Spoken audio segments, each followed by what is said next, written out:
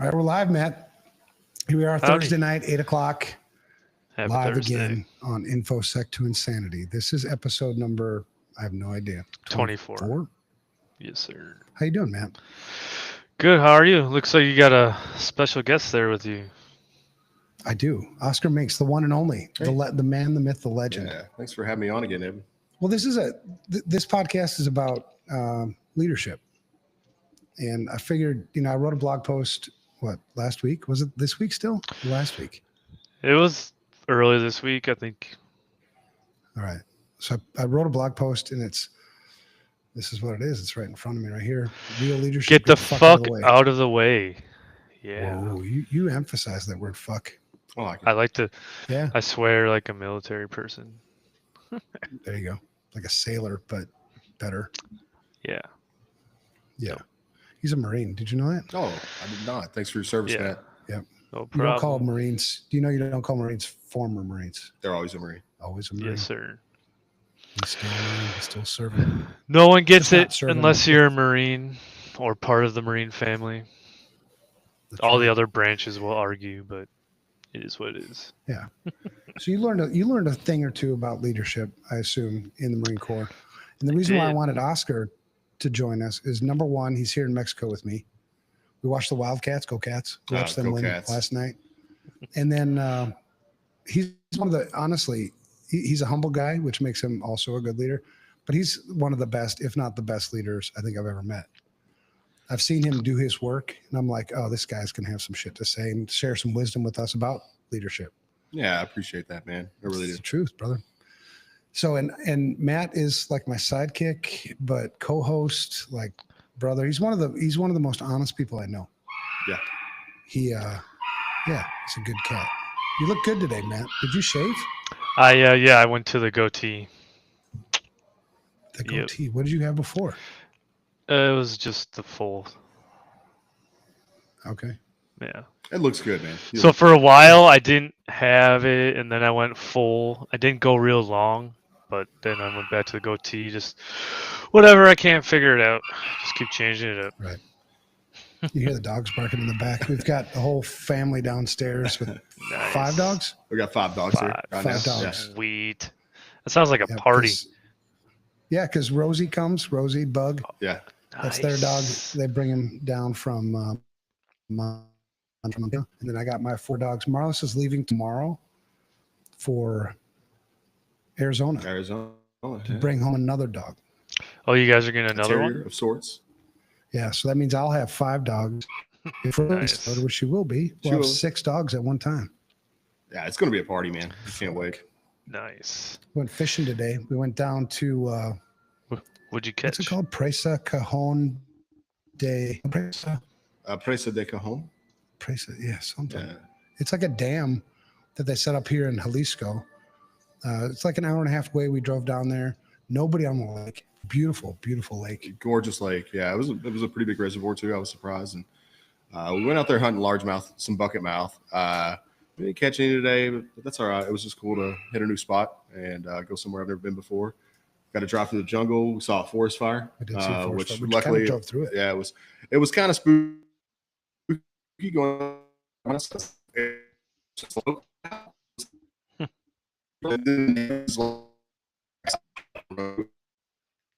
And then when we came back through, thankfully on the other side it had been contained. So I do have to correct you though, man. I'm not from Montana. Right? No. He's from Kentucky. I live in Montana. Right. Well, from, I mean, that's where he came from. Right that guy now. came from there. Yeah. He's full blood. Full Kentucky. Yeah. A blue man. Kentucky until I die, no matter where I live. Last night we had, so you see the TV behind us. You're going to watch the Wild game here while we're giving this podcast. The Timberwolves play at 9:30, play against the Lakers. Yeah. But last night we had full house up here watching the Wildcats beat Oklahoma. That was a sweet game. Nice. No, it was a lot of fun, man. Yeah. We got a little, I felt bad. I think Marlis wanted to go to bed in her bedroom. Yep, right there. And we're over here hooting and hollering and raising hell. And but yeah, it was good, man. It was fantastic. She made it through because then when we went downstairs, she was still up. Yeah. Well, I think she had to be. She didn't have a choice to go to sleep with. Yeah, I didn't ask her. Yeah. I probably should have cleared that first. I didn't pay the price today, though. She was nice. She's in a great mood. She's going to going to get a new puppy tomorrow. Yeah. So who's not happy when they're getting a new I think puppy? the marriage is still on good Yeah. terms. I think she still likes you. All right. Un poco. Un poco. Poquito. Poquito. All right. So, Matt, let's talk about leadership. Now, the thing I want to talk about leadership, not only just leadership in general, but for information security people, cyber security people, whatever you want to call them, they're few and far between, in my opinion. And I'd like to hear your guys' opinion on the number of information security people that are in leadership roles, how good they actually are at leading. That's a great question. So we can talk about that. We can talk about the podcast or the blog post. For the listeners, the blog post, evanfrancen.com, you'll find it there somewhere. I wrote another blog post like this morning about politics. Oh boy. Oh boy. Of I can't imagine man. why. Shit. Yeah, right. I haven't approved the comment yet because I got them like, well, do I want to respond to this? So I'll probably approve the comment. And Yeah. We'll see. You want to tell us what it said? Yeah, it's somebody from, I guess a reader, a subscriber from Europe, and was like lecturing me on, being American, I think. Mm-hmm. I mean, that's part of the problem about politics is, how it divides us. And like, you don't know, if I'm left, right, sideways, I don't fit in a box, but it'll be a good conversation. I'll approve it, and then I'll reply to the reply, and we'll burn down the blog. Yeah. Anyway, all right. So good leadership. So I gave 4 tips, and we'll talk about those 4 tips. Get your guys' input, and then share other tips if you've got things that you found that have worked well for you, either in a leadership role or something you admired about a leader that you followed. So number 1 is shit rolls uphill. And what I mean by that is at the end of the day, whoever's in the lead is ultimately responsible for everything that team does. That doesn't mean they take credit for all the good shit, but they certainly take the shit for the shit, right? Because shit, like when I say shit, that's not good things, right? Shit. Shit is, right? It's like shit. It's shit. Shit. Yeah. So the shit, though, should roll uphill. And I've had an argument about this before with another leader as I was sharing this. He's like, well, it's not you as a CEO of the company. You're not responsible for making sure there's toilet paper in the bathroom. And I'm like, the fuck, I'm not. Absolutely. Yeah. I've delegated that to somebody else to do it. But if there ain't toilet paper in the bathroom and people aren't taking care of it, and it comes all the way up to me, I'm going to take ownership. I'm going to own it. Yeah, man. I mean, it's a key fundamental to building trust with your team too. They know that you've always got their back. And for me, it's, my team always knows, like, hey, if you fuck up, this isn't just on you, right? I'm going to be there for you. We're going to get through it. And it's, hard. I don't know, say this cautiously because a lot of people won't understand what I mean, but like, I encourage my team to take chances and do things when they're working through trying to creatively solve a problem or they identify a potential solution. I see a lot of people that when leaders don't have this mentality that shit rolls uphill, they get scared, they get stuck in a box. They can't think creatively. Yeah. And so for me, it's like, hey, if you're going to fuck up, make a me-sized hole in the wall, fuck up big, and know I've got your back and we'll figure this out. Amen. But ultimately, at the end of the day, it's like we're all responsible for that. Well, let me take a minute, too, for people who don't know who Oscar is and the relationship here. Oscar is the president of FRSecure, right? That's the company I founded in 2008. And I've seen Oscar operate, and I'm going to share stories as we get through the podcast of things that are like, holy shit, man, this guy is the shit. So that's the relationship here. And the cool thing is, I think in leadership, I don't know of anything we don't see eye to eye on, but it might be interesting if we get through this podcast. It's like, no, man, I disagree with you a bit. Yeah. All right, fuck, let's hear it. I want to learn. And it's totally fun. Yeah. So Matt, you were going to say something. What you got? Yeah. Well, first, angry intern's in the house. That dude's dedicated. Thanks for showing up. But I was going to talk about corporate world and kind of my experience, I guess, because it's different. So in the military, you could just tell someone what to do. At least in the Marine Corps, there's like no fucking up. Like you do it the right way. Mm-hmm. And Oscar, you were just talking about like letting people fail. I see that, I understand it, but I have a hard time because I've already known how like some things are successful, like especially when you're trying to do influence or like build relationships. Like I've seen what works in the current culture. Like I want to steer you that way, but it Oh, feels sure. like I'm trying to have too much control and not letting fail. Like I'm wondering how you find a balance there. There's absolutely got to be structure in that. And, and what I mean is, we're tenured. We've been through this before. And so I can only guide you to a point. And I'm talking more in this like creative space. And I think a lot of what the work that we do, it's now specifically if I'm talking about our technical roles, right? And I'm talking about like penetration testing, or I'm talking about our, instant response. It's if you try to operate within this box of my experience and our policies and that we've created, our procedures that we've created, like those things can become inundated. They can become old very quickly, right? And so, and then a lot of times we have to understand too that we are consistently seeing new challenges we've never seen before.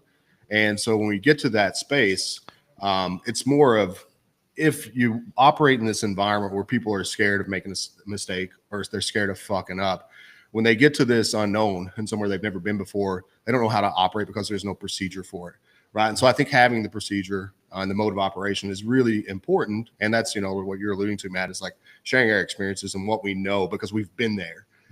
We build that trust. I think you can build that trust with your team, but I never want to create this space where people just kind of encounter a mental block because they don't know what to do and they need someone to procedurally tell them, like, go figure it out. But and then also in the same context, it's not just limited to the technical space. It's also like, if you got an idea, for something that you think could be great, if you got an idea for something that positively impacts our mission and could enhance our services, like, yeah, let's give it a try. And like, I've seen a lot of ideas that have failed, but and we gave someone the space to try. And then I see that same person, if they failed, they're more likely to bring you other ideas. And sooner or later, if you just nourish that environment, they're going to have one that hits and have one that works. And so I think you're exactly right, Matt. But I think there's kind of, it's an interesting dance, to be able to provide that framework and support, but also encouraging people. Like in your own career, have you learned more in your failures or your successes? You Absolutely, know what I mean? It's such a learning opportunity. It's how you approach the failure. Right? Well, yeah, Because that's the key, is how the person is going to approach it, because you can fail and just not learn from it. Yeah. Which is a waste of time. And that's not the kind of failure we're talking about. Right. Most of the failures, it's a calculated risk, right? Our people are smart. You empower them to be smart. They have great ideas. You trust them in the moment. There's the failures that are like malicious or dumb, to be honest. Those kind of failures are different, right? It's the failure where I was trying to do the right thing. I made a mistake, or it didn't work out the way I was expecting it to. Well, great. What do we learn from it? Not only what did you learn from it, but when you're telling me, what can I learn from it? As opposed to, I think there's, in some places, some cultures, some environments, you're so afraid to fail. And when you do fail, your leader steps on your neck. Yeah, they're going to cut your throat and blame everything on you that goes wrong instead of been there to support you. And you're never going to innovate. Those companies die. And to be fair, I think it is important to say, it's like, and this is what I tell everybody, and I want my people to operate more autonomously and not rely on me as much, right? That's always a goal. And I think we're probably going to talk about that more. But I think there's a limit to the failure too. And it's like, hey, you can fail like 1 or 2 times, but I'm going to give you coaching. I'm going to help you figure this out. We're going to get through this. If it keeps happening, it becomes a problem. But the first couple of times, like, that's how we learn. That's how we get better. That's how we, just make progress for ourselves. Yeah. Do you think you can step on someone's throat and still coach them up? I always have to bounce the military directness. There's a time for discipline, man. It's like raising kids, And my dad always said, and he was a Marine, right? He passed away a while back, and I've always been grateful for the wisdom he shared with me. One bit of wisdom was, good choices have benefits, bad choices have consequences. And so sometimes it's not like I need to step on your throat. It's more like, we're going to live through the consequences together, right? That's part of the learning process, is sometimes you suffer the consequences. Maybe we miss out on a bonus this year because we're not going to make our revenue goal because we made mistakes. That's a consequence. I'm not stepping on your neck, and we're going to live through it together. But it's like a fatherly love kind of thing. Yeah, I think this is a great question, Matt. And a lot of it depends on the individual, right? No two people are the same, regardless of the position that they're in.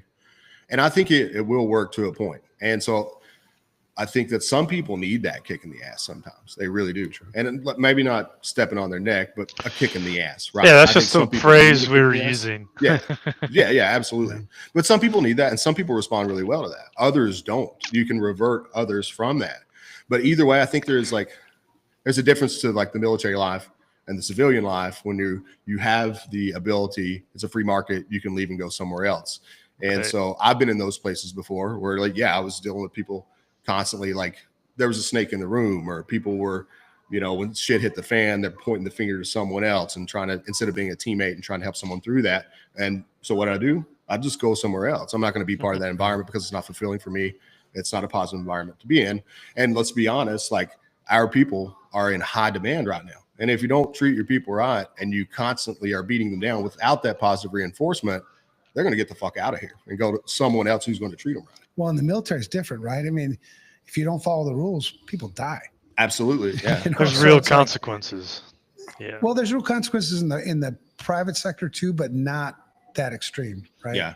I think it's more immediate in the military sector too. And it's like, not only is there consequences, but it's consequences with the people that you know and love and your brothers and your sisters, you're like right? with them there's a different brotherhood there day in, day out versus corporate punch the clock friendship, So the point, shit flows uphill. You guys are pretty choppy right now, by the way. Well, you're pretty choppy too, Matt. I mean, with that new haircut. The video quality is pretty rough. Just letting you know. Quality. It's probably internet. Yes. We probably have a whole bunch of people doing internet-y things. Yeah. Streaming. Let's just tell them to shut it down. Shut it down? Shut it down. Shut what down? All the shit downstairs. All the shit? The you TVs want me are to gone. block everybody? Where's the shit? It's in my phone. The phone is our camera too. So you guys are just going to have to deal with it, I think. I'll have to All use the right. phone No worries. to block everybody else's internet access. I could turn off that's being streamed right now behind us. Yeah. The TV. We're fucking ourselves right now, man. Shit, we're down 1-0 right Got now. all the tech. Utah's beating us 1-0 right now.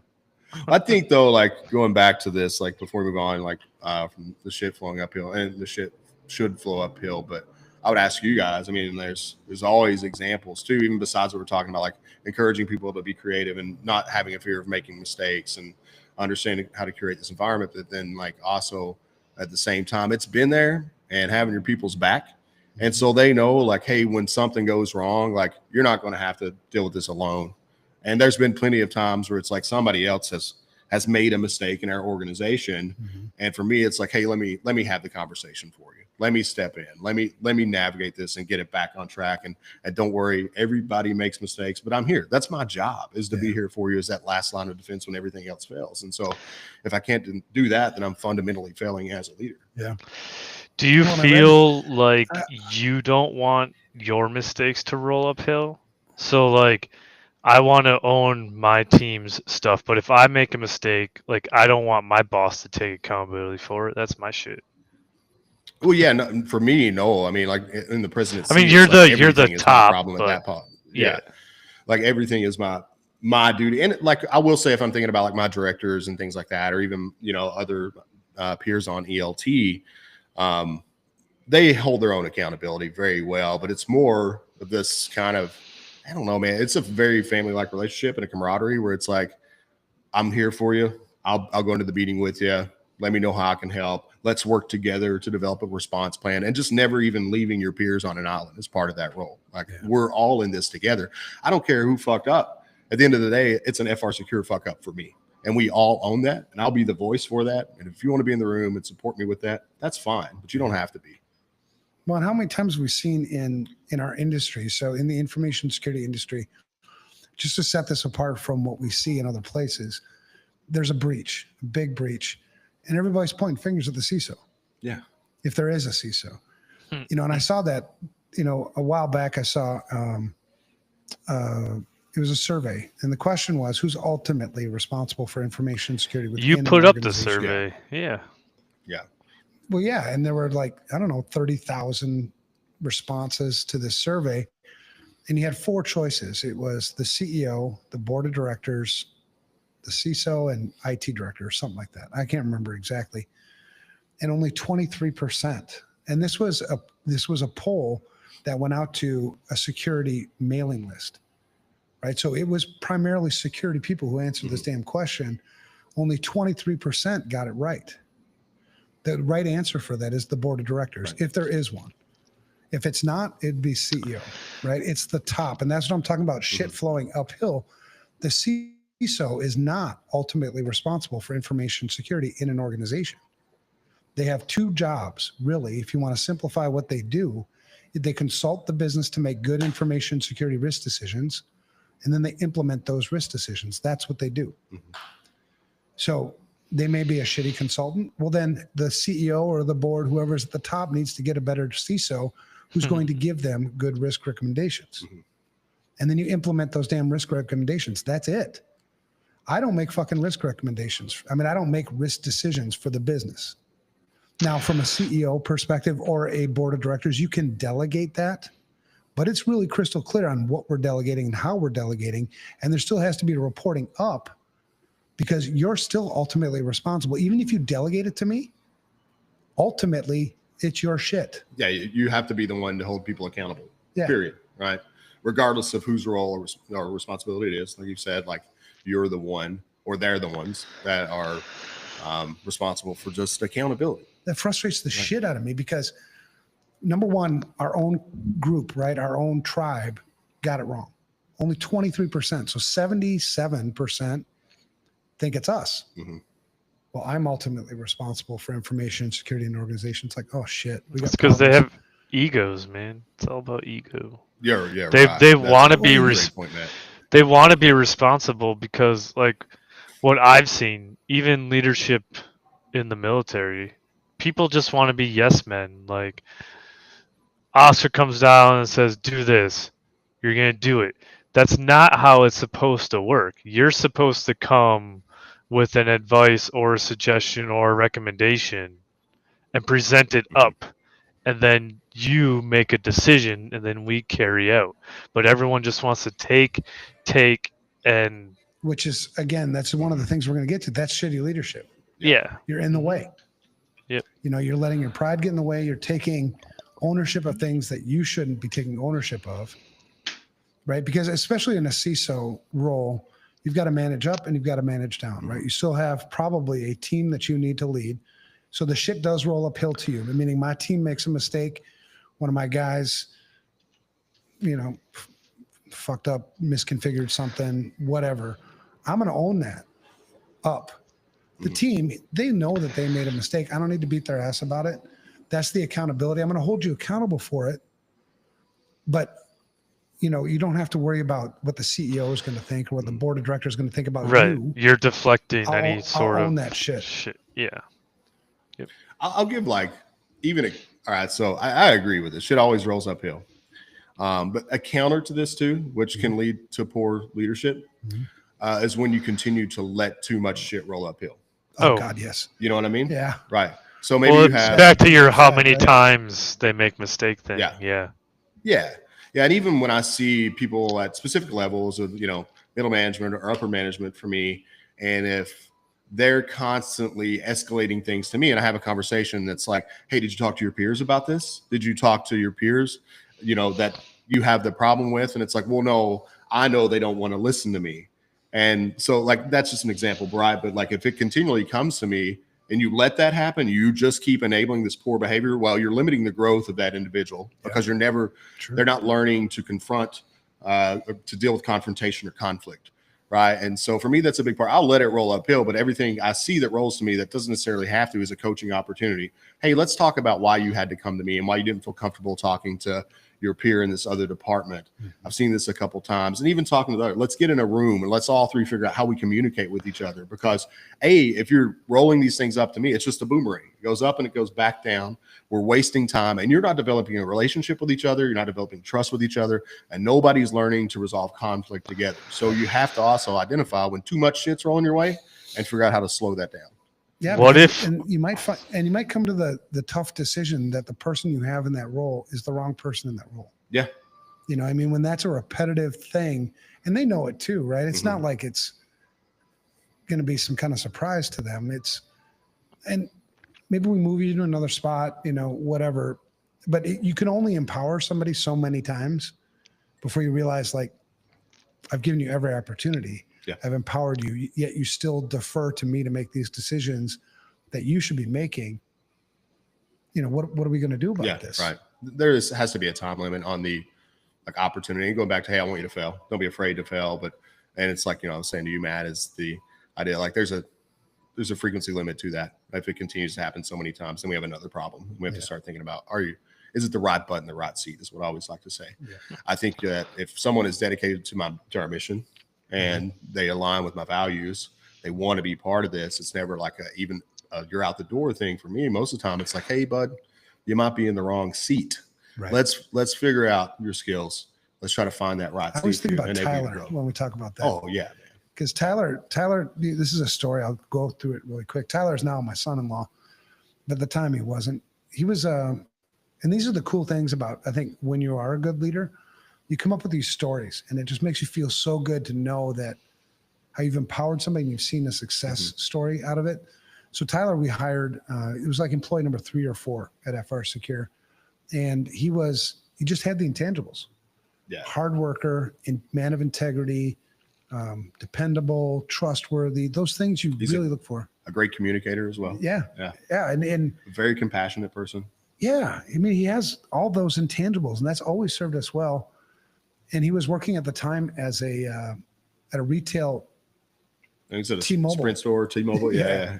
And he was dating my daughter, and I was like, so that's how I got to meet him. And I was like, this little shit. Yeah. So I originally hired him because I thought I needed more security people, but you're in that really early growth stage of the business where you couldn't afford $100,000, $200,000 guy or gal. You had to buy what you could afford. So I was going to train him up.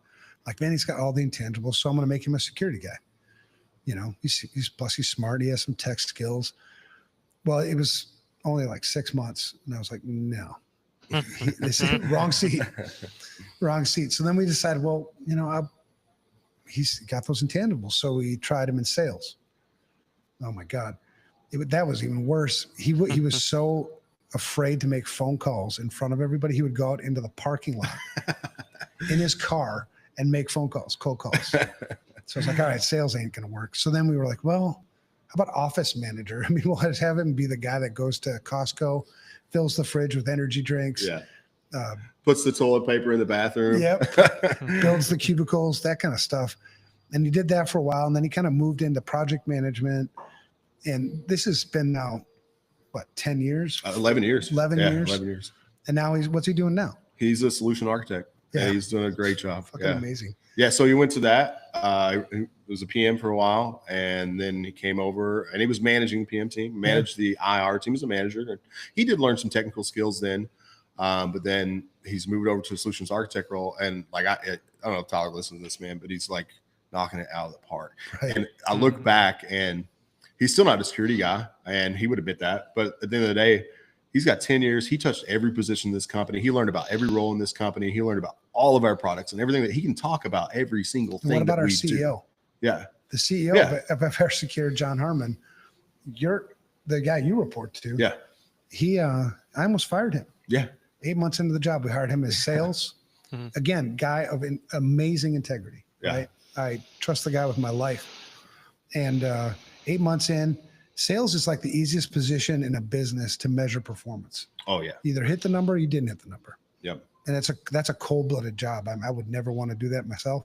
Yeah. But he wasn't hitting the number. And it was like 8 months in, we were going to fire him. Last minute, like, Evan, the sales manager at the time was like, Evan, I think maybe a heart-to-heart with you might help. And so we went to Mocha Monkey, which is this coffee shop in Waconia where we started and everything. We sat down with him, and I'm like, man, here's the deal. We were going to fire you this morning. And he knew that, right? I mean, you could see that coming. Yeah, Johnson's smart, man. He knew it was coming. Well, that's another thing about leadership, man. You got to be honest. You got to be trustworthy. You have to be transparent as much as you can. So yeah, I mean, I'm not going to sugarcoat this. Like, you're going to get fired. Mm-hmm. What are we going to do? And, you started talking, and then it came to the point, like, I know why you suck at sales. He's like, why? I go, because you're trying to sell. Mm-hmm. He's like, what? I go, it's the security people who sell services, not you. Yeah. Nobody buys security services from a salesperson. Right. All you need to do is open the door, set up the meeting, bring a security person, You get let someone them in there close who the knows. deal. Yeah. Which now, as we've grown, it's the solutions architects who are now that piece. But he went from there to sales manager. He was one of our best, if not the best ever, solutions architects for a while. Moved all throughout the business, right? And then when it came time to promote him to president, which I surprised him, by the way, it was at the Christmas party. Nobody knew it was coming. I didn't tell him. I got up on the table. I got an announcement to make. We just we're promoting John to president. He's like, what? Yeah. I'm like, well, shit. I suppose maybe I should have talked to him first. But he took the job, and he was scared shitless. Great leader, though. Dude, and I love that story about John, and it helps me a lot when I'm dealing with people that are having a hard time. Where there's times I've had to put people on a PIP before. You've been in the room with me when you've had, and people I love, and people I care about, and people who are great employees, but maybe they're just in a lull, a bad spot, maybe they're in the wrong seat. And like when you have those reviews with people, it's like, hey, we got to put you on a performance improvement plan, 60 days. It's just make it or break it. You got to get your shit together, but I'm giving you that chance. That can be devastating to people, right? And I can see people just really break down internally. But for me, it always flipped that into a positive. Like, first of all, like, look, our president was almost fired. Our CEO was almost fired. There was a time there. And like, if I wanted to fire you, I would have fired you today, but I didn't, because I care about you and I believe in you. We just got to figure out how you can serve our mission, and let's try to get you back on track. And that is a very powerful message for our own people to understand. It's like, oh, I guess that is true. Our CEO almost got fired. Now he's the CEO. So I can come through this better on the other side. And they all don't make it, unfortunately. No, I wish they could, but the ones who do, I see a fire in them. I see a motivation in them that I'd never seen before. Right. And yeah, I think so. And on that not afraid to fail thing, those people are still here. They were failing. Yeah. Right. So one of our jobs as leaders is, if you're failing, how do I set up an environment for you to succeed? Mm-hmm. Maybe it's a different seat. Like you said, maybe your butt's got to be in a different seat, but I want you to succeed. And if I can, there are times in a business when you can't afford to do that, because when you're moving things around, there is some dead weight there, meaning there's no return yet on that investment as you're moving people around. But if you have faith in them, they have faith in themselves, they've got the right support. The payout in terms of just business from a return on investment, I mean, have we not gotten the return on investment in John Harmon? Have we not gotten the return on investment with Tyler? Yeah, absolutely. And we've had discussions about, others. And I don't want to specifically name them. I don't know if they would be comfortable with that, but there's been plenty of others where we've seen that, just that commitment, man, just the commitment. But shit had to roll uphill enough for us to step in and play it, play it out. All right. So the second thing I got is, good leaders, in my opinion, should always be looking for their replacement. Absolutely. And this, I don't see this much, honestly, in our industry. I don't see it in many other businesses. I think it's what Matt said earlier. It's the ego, man. So maybe there's a sense of like, sorry, Matt, just insecurity. Yeah. Yeah. And to me, I think the insecurity drives the ego. Mm-hmm. So I actually think about it differently. So I have to sit back and think about that perspective, looking for my replacement. I think about, and maybe it's because I'm new to corporate leadership, I think about trying to have the company not need me. Yeah, that's the next one. Yeah. So that first part, I have to think more about. Well, I do want to train and educate. I don't necessarily think about them replacing me, but at the end, like, I wouldn't really care. I would think. All right. Yeah, well, it's this feeling like I think the right way to lead is to be selfless about it. Like I'll be fine. Right. As you elevate people, they've said like you have to delegate to elevate. That's a saying I've heard before, but there's so much joy in growing and enabling people to be your replacement. In my role being that I can't really be fired, but I don't know what it's like if I could, how this would work. But for me, it means less meetings. It means more freedom. It means more joy and seeing the cool shit that you're doing every time they have a success. It's like a coach, on the sidelines or the dad in the cheerleader. stands. Rah. I'm excited as shit. And I get more excitement and it's contagious. So I implore leaders that don't do this to try doing this because there's so much more joy in watching the people I lead succeed than in any success I've ever had myself.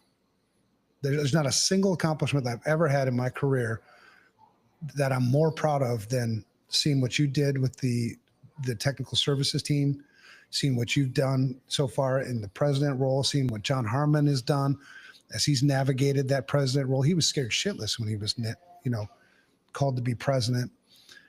That shit is like, fuck. Yeah. I'll take that shit all day long. Yeah. And to me, it's like one of the greatest rewards is to see people grow, mature, be able to grow into those other positions. And for me too, like, especially, I think you can relate to this with like John and even like myself, my relationship with John. Like I didn't get hired here to try to be the president. Like I got hired here and I bought in because I just loved what we were doing. And I still, and how were you being led doing. before? I mean, do you want to share some of that story? That was bullshit. Yeah. We'll get into that. I think we'll get into that for sure. But like to the point though, is some of my favorite things right now is like some of my young leaders I have, and even some of my leaders that's been in that position a few years. When I first met them, it was like, fuck no, I never want to be a leader. I never want to be a leader. And I knew like, I could see it in them. They were leaders. They were born to be leaders.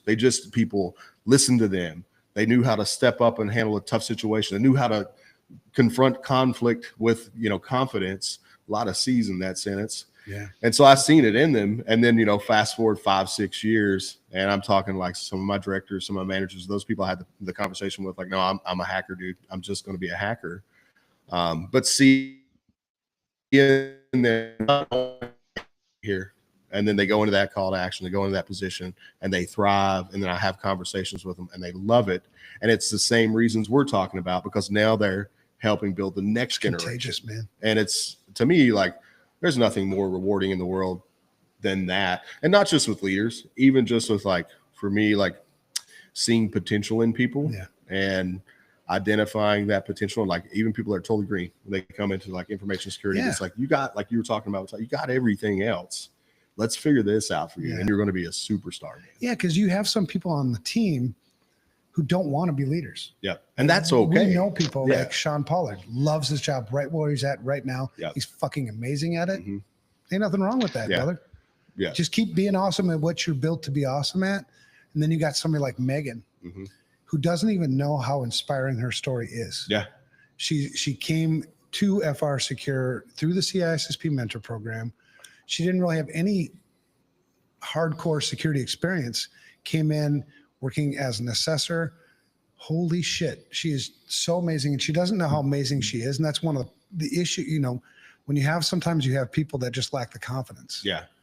How do you build them up? How do I keep talking and speaking life into you? And when will you believe in yourself? When I tell you that you're great, when will you start to believe in it?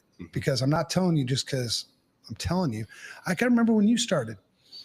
It didn't take long before I was like, oh, fuck, this is my replacement. This guy, and I love it. I mean, I want to see him like, boom.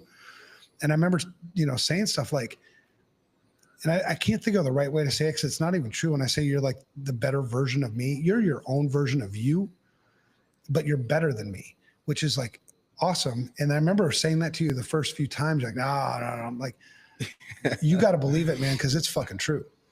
Less bugs, more features, younger. I don't know, man. And that's a lot. I mean, to hear. Your beard's a better color, too. Yeah, it's a a red He's got beard. a better, listen I to got his, a little sunburn today. Listen to his accent, too. Do you not think barbecue? No, I appreciate it. But it's honestly, man, like the environment I was in, because where I came from before, I was in a place where I was abused. was taken advantage of. It's a Fortune 500 company, big company. And so like I got fucking burnt, man. And I never felt like, hey, I just wanted to find a security company that I believed in. And I wanted to do security work for people. That's all I wanted to do. It's all I've ever wanted to do. And that's the reason I got into security, is to help people. And so like hearing that was always like, fuck off, man. I'm just here to do it. Kind of like conversations I've had with my replacements eventually, you know, and I know they're going to be. And so I'm thankful that you gave me that opportunity. And for me, it's like, that was inspiring. I learned a very valuable lesson in my growth, and my responsibility now is to continue to share that education and that opportunity. And that's my burden and my responsibility. He came in with FRSecure with an impossible job, in my opinion. I didn't know you guys were going to fire my whole fucking team if I didn't do a good job. So I came into a trap and didn't even know it. You talk about failing, man. We had failed numerous times at this. And it was like, how many more times are we going to fail before we're just going to Let me be clear. You never said fire the whole team. It's just, I don't know if this whole pen testing thing is going to work for us. Exactly. You know, we would have found a home for them, but I walked into a trap, man, and I didn't even know it. You didn't know it? They didn't tell you? No, hell no. It was like, we need you to come in and lead our pen testing team, blah, blah, blah. And then a year or two later, when we're kicking ass and having great success, it's like, you know, we were almost done with that whole thing. Yeah. Well, maybe I didn't want to tell you that at the time anyway, you know, because I didn't want to discourage you. Sure. It was just kind of like, see how you can do it. Yeah. Can you do it? Yeah. Because you came into a really toxic environment, because the previous leader of that team killed it. Honestly, I mean, there was like, I don't know if this can be salvaged. You know what I mean? Mm-hmm. The people, the highly skilled people that we still had on that team were so disheartened. So, and you know, one person in particular, and the fact that you were able to keep him and he's thrived. I mean, the guy is fucking awesome. It's a miracle. I've never seen it happen before like that, because I tried it myself. I couldn't get it going. Yeah, it was just, I mean, it's just one bad apple. I mean, we know that saying. And there was a bad apple there before, and it introduced poison and toxicity into the team. And so, yeah, when I came in, it was rough figuring out and how to navigate those waters. But individually, I knew that everyone, they were in the right seat. Yeah. And they had what it took. Yeah. And so it became my job to like, hey, first let's get back into this idea of camaraderie. And you know, if you remember, like one of the first things I did was I fired someone from that team. Yeah. And because he was poisoning the well. And I can't have that. I want people who are here for the same reasons. We all have to be here for a mission. We all have to be here because we believe in what we're doing. We have to trust each other. We have to build each other up and be there for each other. And so once I was able to establish the trust, and for me, the trust with me was secondary. Trust each other first. Yeah. And you guys, I know I'm new. Like, it'll take you a little time to trust me, and that's fine. I haven't earned your trust. I don't deserve your trust. I don't deserve anyone's trust. Yeah. I've had conversations with people about that, with new people I work with. It's like, why don't you trust them? It's like, trust isn't given. Trust is earned. And I'm not an asshole. I'm a pretty positive dude. And I'll still be respectful, but like, to say I trust someone means a lot. It takes a lot of time for me to build that relationship, be in those experiences and those moments with you, and see how you operate when the shit hits the fan. Yeah. Then I know I can trust you. Yeah. But once I built the trust between the team, it was easy after that. And then they trusted me because they loved each other and they trusted each other. That team has fucking thrived. In my opinion, I'm biased. I get it. It's the best team in the industry.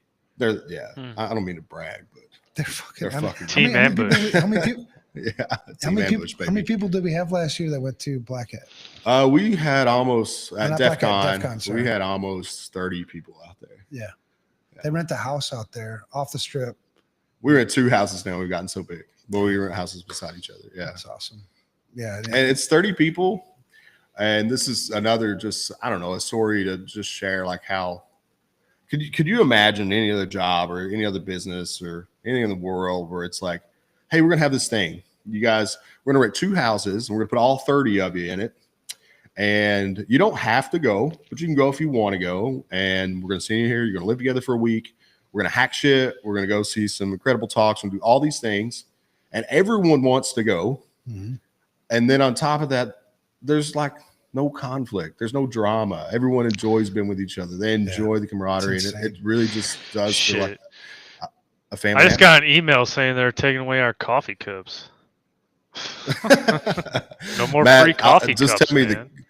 tell me the cost of those. Well, we should get rid of disposables. I don't mean to be the fucking hippie, the hillbilly hippie here.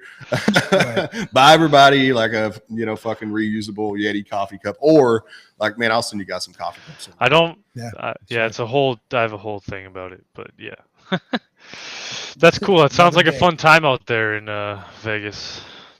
Are they still having that this year in Vegas? I heard they were like crazy about the whole ransomware thing. DEF CON?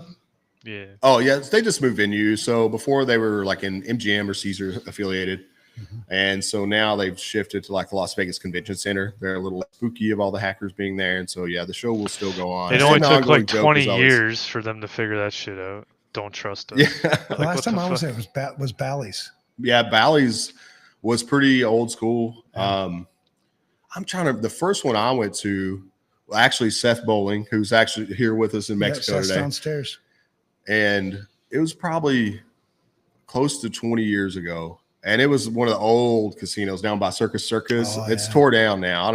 Riviera, is that what it? Yeah, Riviera, yeah. I think was the first one we went to, and Seth and I were broke, man, going on our own dime, and we were trying to gamble too, or early 20s, barely getting by, and then we accidentally got even broker while we were out there, sharing $5 footlongs until we got home. Maybe we can pay for this trip. Oh shit! I've never been out there for the craziness. You should go, man. It's worth going at least one time to. And if you go, Matt, like holler at me. I can't stand all the salespeople, man. Everybody just wants to like grab my ass. Stay away from Black Hat. Stay away from Black Hat. Yeah, don't go to Black Hat. Go to DEF CON. There's no sales there at all. So yeah, don't go to Black Hat. If you go to Black Hat, just set up a fake email, man, and give them bogus information. It doesn't stop them from grabbing you when you walk by.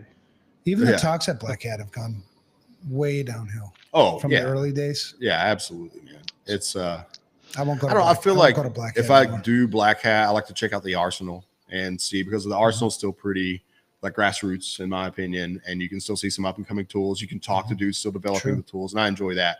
But outside of Arsenal, like, yeah, I don't want to talk shit about anything, but it's not my cup of tea. No, not either. All right, so number 2 was always look for your replacement. And I think, and that's a different perspective. I get it. I have to keep myself in check, being somebody that even if I am replaced, I don't have to go look for another job. You know what I mean? But I'm trying to create, certainly at FRSecure and Security Studio and the things we're doing there, that when he finds his replacement, he's got somewhere to go. It's continuity planning. Like basically, and having development paths. Yeah. So we're trying to think, because that path doesn't exist yet, but you can see how it's starting to form. Well, I mean, yeah, and like I think about that a lot. I think about it every day. And for me, it's like, okay, I'm in the president's seat now, but that's still my duty to figure out who the next president is.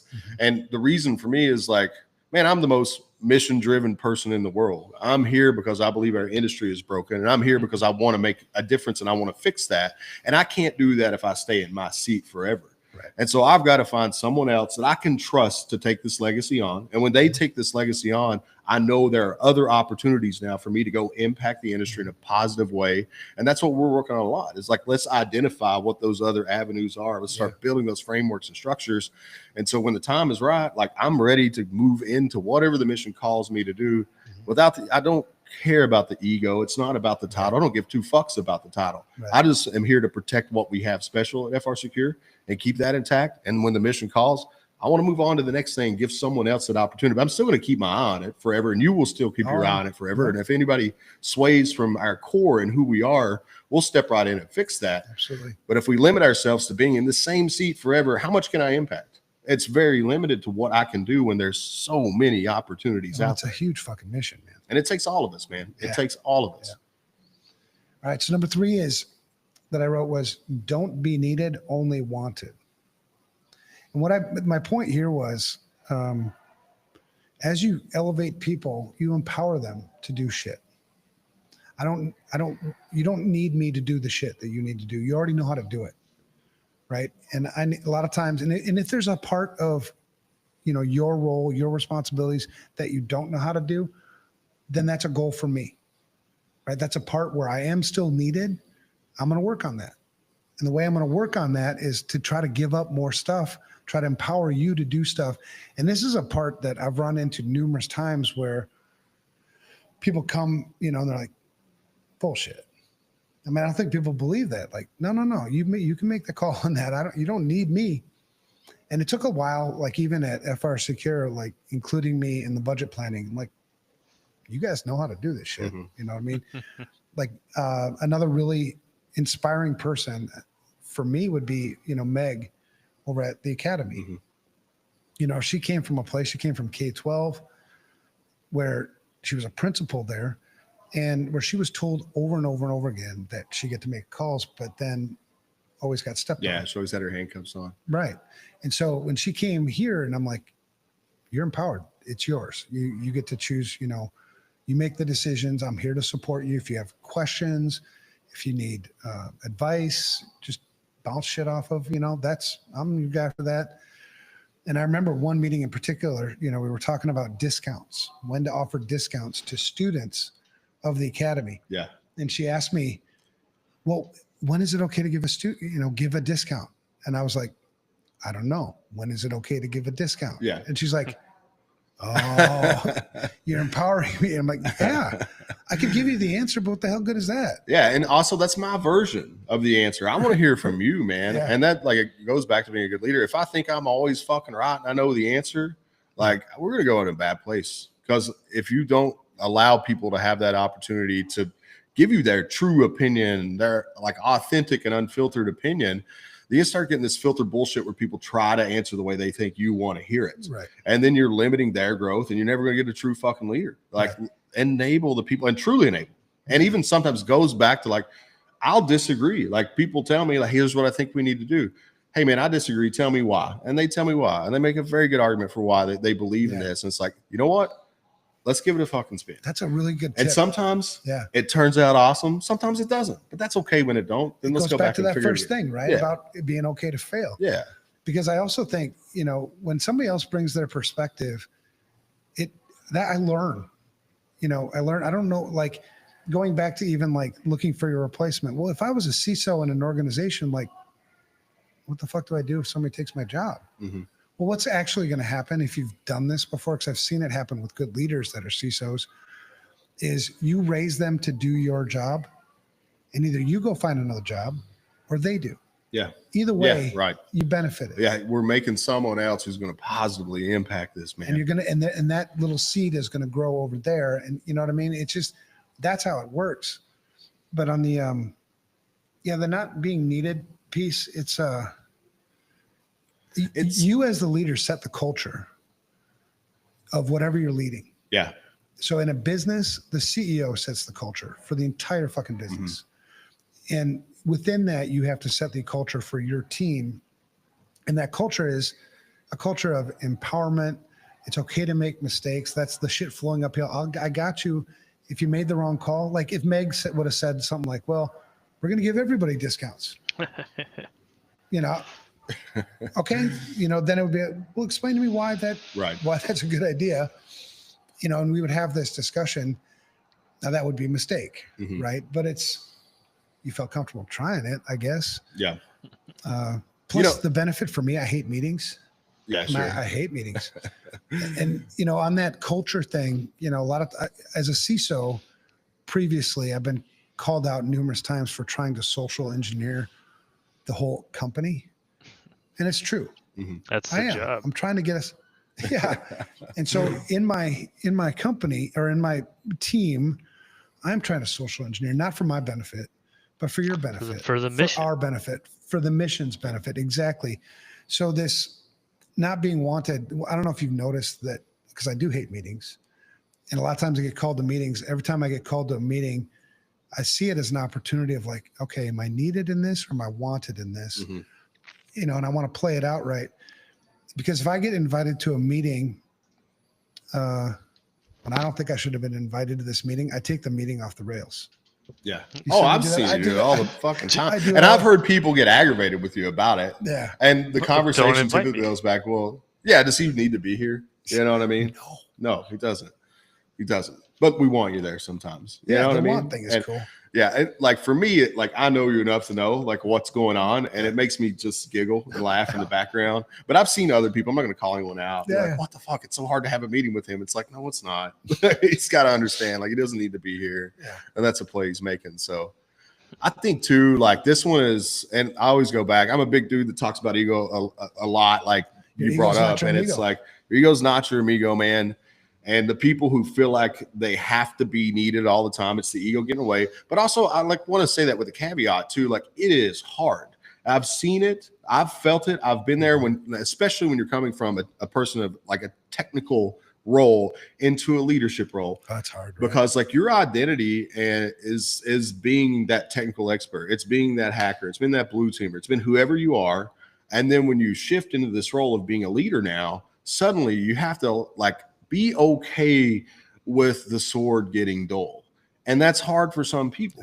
And it was, I mean, I'll take, it's hard for everyone to go through when you go through that. I've went through it. I've seen all my leaders go through it. All my peers who became leaders go through that, where it's like, you know, fuck. And two, on the flip side, like we enjoy that, right? Mm-hmm. We really, really enjoy that. But then I have to think about like, well, where am I needed the most? Mm-hmm. Right. And if it is to be the leader, then that's what I'm going to focus on, being a leader. And so it's okay to let my sword dull, because now I got somebody else who's going to have an even sharper sword than I had before, because we've worked together. They're going to be better than you. They're going to be better than me. And like at this point in my career, I'm 100% okay with that. But like I've got some young leaders right now that are struggling with that, and like coaching them through that. Like it's okay, you know. You can step away, you know. Because it was also another thing that I had to struggle with as I was leading and then, you know, moving in another spot was there came a day when I'm no longer one of the guys. Mm-hmm. You know, when you walk into the locker room, it gets quiet. Yeah. Whereas when you used to walk into the locker room, you were partying, you know what I mean? Yeah, you were. And so now there's a respect, there's a reverence, there's that piece. But that was a hard transition because I really loved being part of the team. It's like a hard pill to swallow. Yeah. You know, and like I'm sure you feel the same way too. It's like, well, the OGs, we still have that relationship. You know what I mean? Like the people that have been here before, but as you grow and there's new faces that you just didn't have the opportunity to build that same relationship, to know that like, hey, when I step on the room, man, you don't hide your beer. You know what I mean? Like keep drinking your beer, bro. Like I don't care. Don't change the way you talk. Don't do any of that. Don't call me fucking sir. You know? Don't say what's up. It's fine. And so like, but I realized for me, it's like, well, the people that I have the relationship, I've had the opportunity to build that relationship with over time, they don't change because they know me at my core. It's more like the new generation that comes in and like, and for me, like, it can be a little like, oh man, why are you so fucking uptight around me, dude? You know? But then I realized like, well, we haven't had that formative time. We haven't been in the trenches together. We haven't been through the shit together. And if we were, it would be different. And so it's like, okay, not my show anymore. It's someone else's show. And I think, and I think this right here leads to a lot of the lack of leadership in the information security industry, because we put so much pride, stock in keeping that sword sharp. Yeah. Because I know people in our industry, good friends who've been in this industry for a really long time, that they're still hacker, elite hacker. That's their mentality. And it's like, dude, you kind of get to this point. It's like, grow the fuck up. Well, you can take all that shit that you learned. I mean, if that's your path, I get it. But you also want to be a leader. You want people to listen to you. You want people to do these things. Yeah. Because like, even when I was talking to Seth, so I have one-on-ones with you every week, which is like one of my favorite meetings in the entire fucking week. And I have one-on-ones with Seth because he's growing, Mirrored Defense. And he's doing a fucking fantastic job there. And we were talking about, because I'm working on this R engine too, right? Trying to figure out the code and shit. And I was saying to him, like, man, fuck, I'm not as good as I used to be. And he's like, come on, you are. And I'm like, no, man, I ain't. No, I ain't. I'm okay with that. I can't hack this shit like I used to be able to hack this shit. Well, and that's a very healthy approach. Yeah. Because I know that we've all seen someone on the flip side that they get into this position and they still just like to pretend they are that person. They get to pretend. They like to, but when the rubber hits the road and you're in the trenches again for whatever situation that you're in, and you see, like, bro, you're full of shit. why can't you just, if you can't be honest with yourself, you're never going to be honest with the world. So let's fucking get real right now. Let's set a new baseline and be honest. And if with anything, each you're other. misleading people. Absolutely. Because they're buying into the bullshit that you're selling, saying that you know what you know, but you want to be needed so fucking bad that the advice you're giving is bullshit. Yeah. And they're going to take that advice and they're going to find out that it's bullshit, but they're going to waste a whole bunch of time and money along the way for your fucking ego. Yeah. I mean, we've seen it through, I think, personal relationships. I'm sure we both have, all the way up through fucking Senate hearings, man. Oh, you know? Oh, yeah. And so some of the biggest names in this industry. It's like, what the fuck? Yeah. Like, you're the fucking expert right now, bro. Oh my God. Yeah. Well, and I remember the one time, like it was a few years ago, and I'm not going to mention his name, but very well known in our industry. Right? Yeah, I know where you're going. Almost sort of walks on water in this industry, and he needed some work. Yeah. Right. And we had an overflow of work. Our penetration testing team. I'm going to get a drink while you tell the story. Okay. At our penetration testing team, you got to hurry. Plausible deniability. Stepping away. Our penetration testing team at the time, was overbooked. We had, and it's not uncommon for us to be booked out 6 months in advance or something like that. So we're like, we got some overflow. Let's give it to him, and we gave it to him and couldn't get the fucking project done. It was a simple fucking project. I could have done the fucking project, and my sword is dull. My sword is dull. My dick is small, but I could have gotten that damn project done. And so it was like all this talking, and it's like, what the fuck? We wasted so much time. We pissed off, risked pissing off the customer to find out that you're not capable of getting this project done. And the big kicker to that, to me, is if you were just honest with me in the beginning, I would respect you more than I respect you now. And that's the problem. Right. No issue at all. If you're like, bro, I haven't been in the trenches in 5 years right now. I'm rusty as hell. I could try to do this for you. If you need me to help you through it, I'll try my best, but I'm not your dude. But you know what? I bet he knows somebody who is the dude. Right. But I bet he could have told me. The ego got in the way a little too much, and he wanted to be needed so bad that he couldn't just pass that on and say, hey, I'm not your guy anymore. It's so destructive to be like that. It's so destructive to have this constant desire to be needed. Because if you focus on growing other people, what you'll find out is that you're always wanted. Yeah. Yeah, absolutely. People reach out to you, not because they need it, but because they want it. Yep. And it's like we just had a call today before we went out fishing, right? Mm-hmm. Lyle, he's been on the podcast before. Lyle calls up. He's like, hey, man, I want some advice on blah, blah, blah, blah, blah.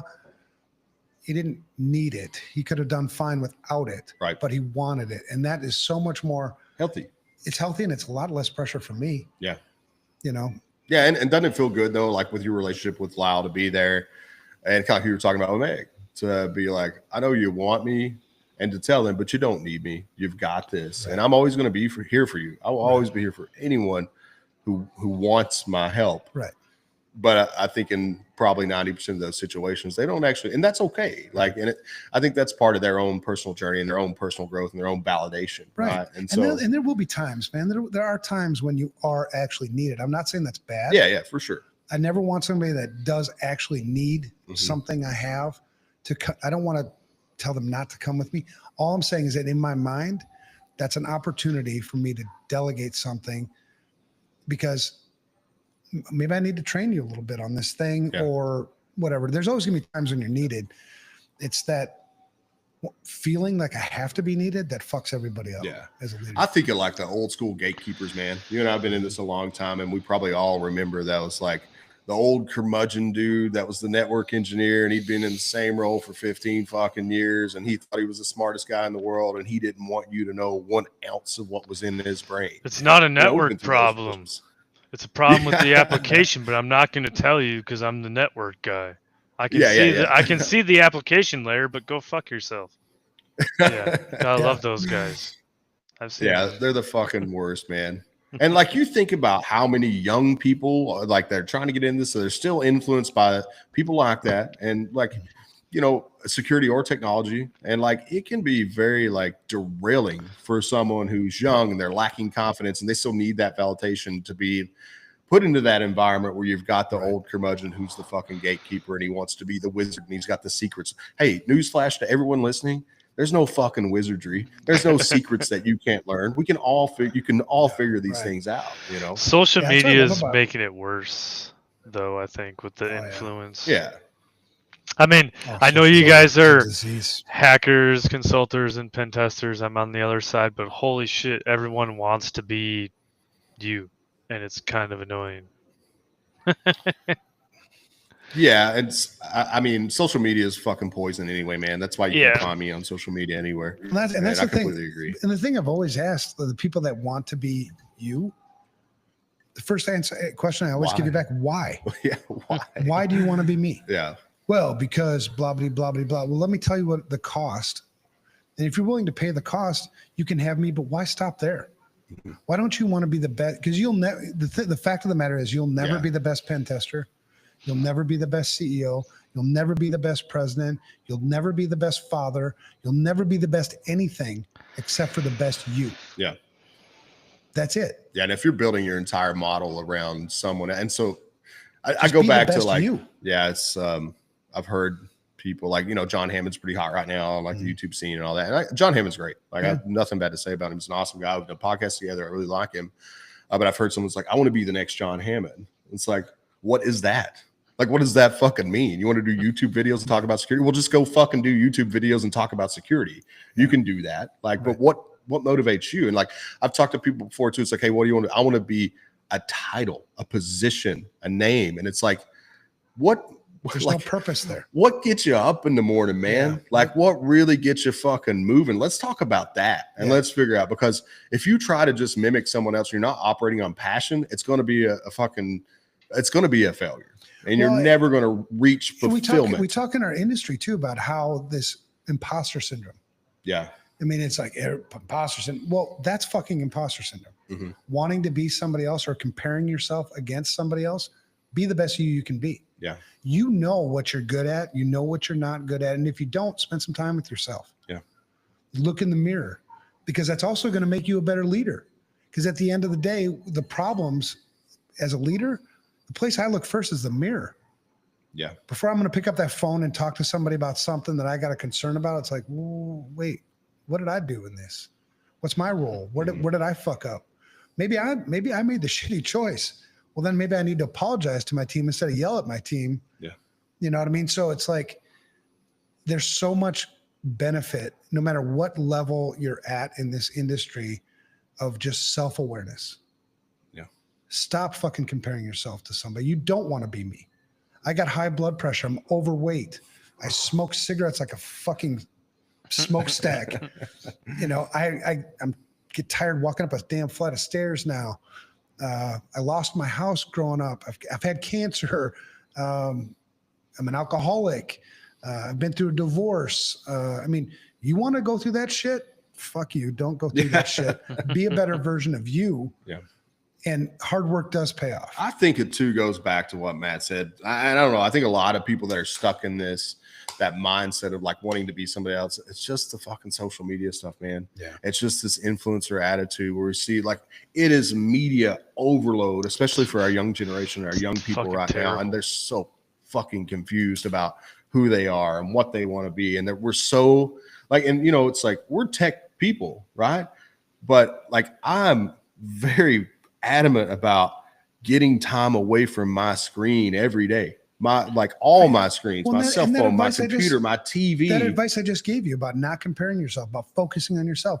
What does social media do for you? Yeah, it's your force. It takes you the other fucking way. Yeah, and you're force-fed bullshit about other people too. You see a projection of what they want you to see of their life and their job and their roles and all the things they're doing.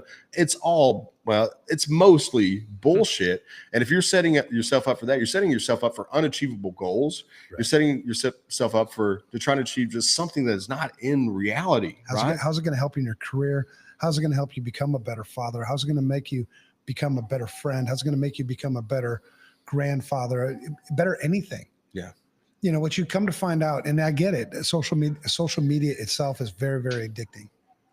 It's super addicting. I mean, they made it that way on purpose, right? Dude. Because the more clicks, the fucking more things, hate that guy that made the like button. Fuck that guy. I'm telling you. You know, it is wild. Like, so I'm not on any any socials. Fuck, it's 2-0. And I'm trying. So every now and then I'll get on. Like I like Reddit. Okay, which is different, but I use Reddit for me, like for news and information feeds than anything. But so every now and then, like say it's Saturday morning, man, I got shit to do. You know, it's like, all right, it's a shitty weather day out. I'm gonna wake up. I'll pop through like some YouTube shorts or something like that. You know, and it blows my mind. Like I'll sit there and I don't do this very often because of this. 2 hours later, you're like, what the fuck did I just do? I'll look at my clock and it's like, holy fuck, I just wasted 2 hours. Like, where did this go? Right. And what else could I have been doing? And yeah, I don't know. I try to stay away it's from like a tool like everything else, right? It's what we preach as security people. These are all just tools, right? And there's nothing wrong with the tool. It's how you use the tool. And if you're using it right. So social media, if you're using it responsibly, but it's not to say that you don't use it responsibly, but part of the responsibility is I just don't need that fucking tool. You know, I don't need a bandsaw. I don't do bandsaw-y things, you know? Yeah. It's I don't know, man. I had a bandsaw once. You can do a lot of cool shit with the bandsaw. Well, yeah. Use of social media. I have rules around my when I'm reading things on social media, I can put it in perspective that this isn't reality. This is one perspective. I can use discernment. I mean, it's a dangerous tool to use if you don't use it right. Yeah. Because I see my own daughter who grew up with the TikTok age. Yeah. Oh my God. If you let her go, TikTok all day. Wouldn't do a damn thing other than TikTok. Yeah. Yeah. You know, well, that's not healthy. Let's figure out some rules on how to use it. If you use TikTok for some entertainment once in a while for an hour, cool. If I'm using the bathroom, bro. Yeah, exactly. Right. What else am I going to do? Come on. Because you also do need to have, because I told you I started going to see a therapist. Yeah. And one of the things we talked about was, I feel like I need to be providing value. I've always felt like that. I've always felt like I should be doing something. Yeah. He's like, it's okay not to do anything. Yeah. I'm like, what do you mean? He goes, that's not what makes you valuable. Yeah. You doing something all the time, that's not where you find your identity. So on the flip side of that, like, it's okay to just sit and watch a fucking hockey game all night. Yeah, that's what I was going to say. Is like, it's okay to sit and watch TikTok all night. If that's going to be your entertainment. Yeah. But it's got its boundaries, right? So you feel like we're sidetracking, but that's okay. Yeah, it's like, you always feel like you have to be providing value. Yeah. I think something that's important for everyone to think about is like, a lot of times you get stuck in this mindset that it's providing value is only for others. Right. So I would ask you the question, like, how do you provide value to yourself? Exactly. Right. And are you giving yourself time? Right. Are you loving yourself? Yeah. And so piano, that has become a lifesaver for me. That's super important. And like, I think this still ties into being a good leader. Because for me, I realize when I get into a position where I am trying to provide too much to everyone else, because I'm a lover, man. I love everyone, and I try to take care of people. Yeah. And that's part of being a leader, is like really believing and loving and developing an environment where people can be empowered and enabled. And so I give all this energy, and I find myself when I get to this point where like I just stressed, and then I don't make clear decisions, and I look back, and the decisions I make can be poor. Yeah. But then it's like, okay, I give myself,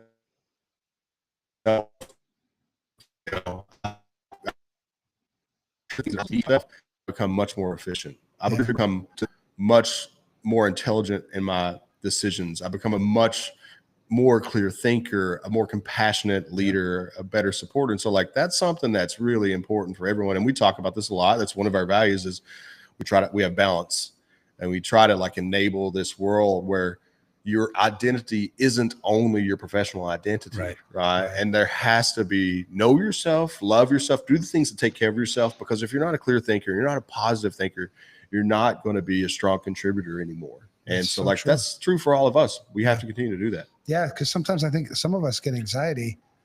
I do. Sometimes I get anxiety if I go a week and I was busy and I didn't feel like I accomplished anything. Mm-hmm. Oh yeah. It's like, what did I accomplish this week? I get that every weekend. And that's Well, and that's what I was talking to my therapist about. He's like, it's okay to go through a week and not accomplish anything. I'm like, what? No, it's not. The You're fuck crazy. you talking? But Yeah. that's another sidetrack on a leader. So we've hit the 3 so far. We got one more left, but I want to slide one in the middle there. A good leader also is open to criticism, open to Feedback. the non-yes men. Yeah. So because somebody's telling you something, there's something behind that. There's a reason why you just told me that. That's how they're experiencing you. Mm-hmm. You're projecting something. It's this other perspective. Yeah, it's this other perspective. Like Oscar says, I saw that, or I'm concerned about this. It's like, fuck, I know Oscar cares about me because I care about him. There's got to be something to it, man. Tell me more. Yeah. The therapist is really helping me with that because my wife, right?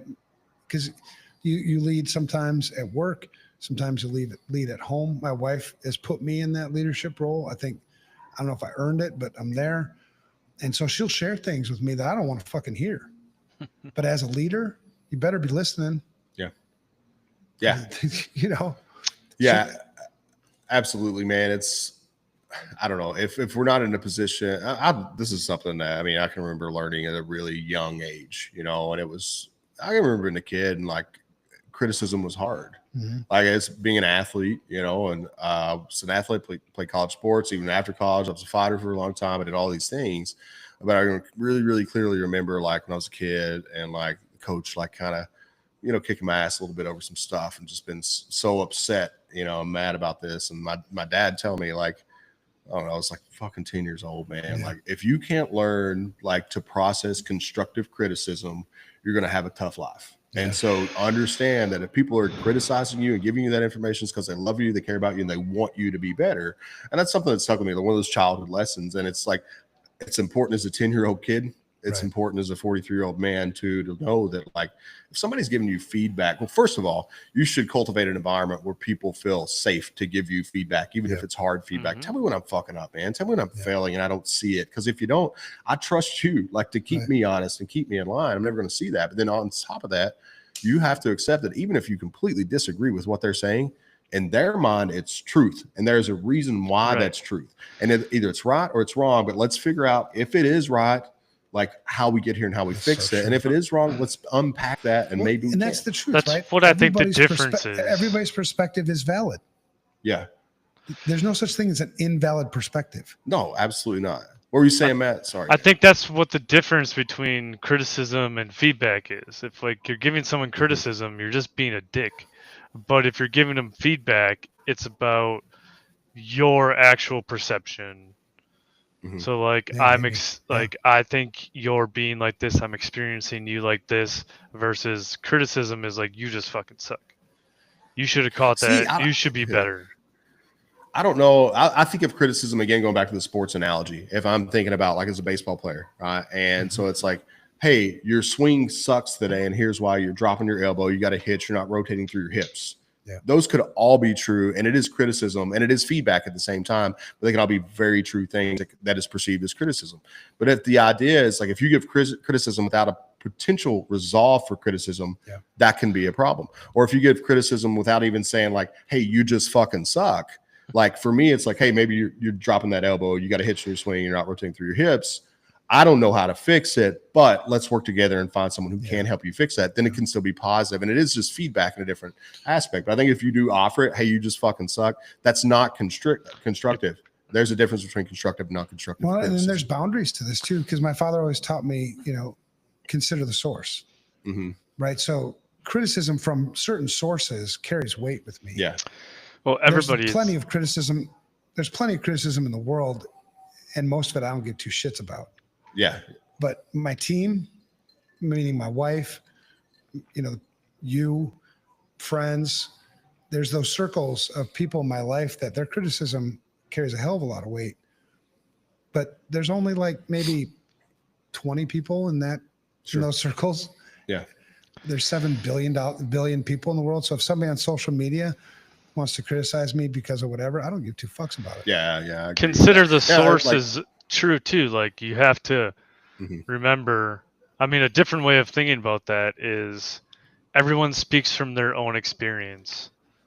So they're feedbacking on you based on what they've gone through. It might be Yeah, different absolutely. than what you're actually going through right now. So everyone is just Yeah. True. you have to you have to put everything in context and be able to process all of it and find out what is actually true for you right now in the moment. Yeah. Yep. That's a really good point. And so I think about that, and like maybe it's not specifically true for you if you get that feedback, Matt, right? Because they're a product of their experiences, and we're all just a culmination of their experiences. But I think in their mind, it is true. It is real. And so then it becomes our duty as leaders to understand how they got there and really try to accept it as truth, whether it's truth or not. Yeah. And then we try to figure out a path to be able to recover from that and resolve from that, if that makes sense. Here's another leadership. That's piece of coaching. leadership advice. It's that. Yep. Yeah. Yeah. Here's another piece of leadership advice that's not on the list. It's what was it? I just had it in my head. It was all right. It'll come back to me. It'll come back. But now we got to talk about getting the fuck out of the way. That is the last one. Number 4, get the fuck out of the way. So you're doing these things, and this is really meant to be like, it's part of the empowerment piece. It's truly get the fuck out of the way. Trust your team. Yeah. You know, I don't have to check in on you I don't call you all throughout the weekend. Yeah. Hey, did you do that thing? Do this thing? No, man. We have our one-on-ones, and I know, and we have this relationship enough that if you need me, you'll call me. Yep. If you have the discernment too to know the things that I should know and shouldn't know, but I get the fuck out of the way. Yeah. You know, I get asked all the time at FRSecure. People reach out to me like, "Hey, I applied for a job at FRSecure. Can you help me out?" I'm like, no. Yeah. I really can't. I mean, we've got a team that yeah. does that, and I'm staying the fuck out of the way. Yeah. They know what the hell they're doing. I say in the same position now too. You know, it's like people hit me up, and it's like I'm not involved in their hiring right now. I have leaders I trust that are involved in that, and we've established a process for being able to identify who those candidates are. And our process is different, and it's a process that's very dynamic. And I've never seen anyone else do it the same way. Yeah. And I trust it. I know it's right, and I trust my leaders are executing that process. And so for me, it's like, hey man, like I can make sure you get a like pre-screen interview. I can do that. Right. I'll do that for you. But after that, you're on your own.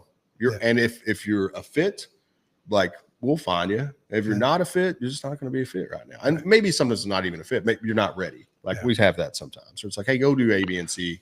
Come back and talk to me again in a year, and we'll go from there. Do you guys do any sort of personality tests to help connect with your team, to kind of help? We just have the no dickhead rule.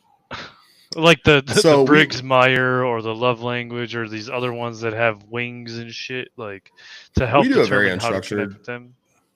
Yeah, as far as like a new hire process, it's a very like kind of abstract, but there is a part of our validation for being accepted to the team where we have a really weird interview where you're there with the team. And we're just going to talk through a pen test report together. We're going to have a conversation. Mm-hmm. We'll talk about other things too, like video games or sports or whatever you enjoy. But a lot of it is just, hey, let's just talk through something together. And maybe like we'll ask you some questions that we don't even expect you to know the answer to. We'll ask you some really high level shit. And a lot of that's just to see how you respond.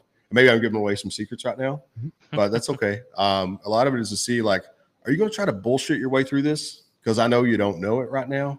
Or are you just going to be honest with me and be like, man, I don't fucking know. And if you say that, that's 100 points. You know what I'm saying? Like you earn more from being willing and capable to like park the ego and be like, hey man, I don't know. I wish I did know. I feel like I should know, but I don't know. And it's like, hey, that's a great answer because none of us know everything. But there's a lot of layers to how we do that. And a lot of it is like kind of pointing some questions that people are very unexpected to what the meaning of those questions are, or they're confused if they should or shouldn't know something. And a lot of it is just to reveal traits about your personality.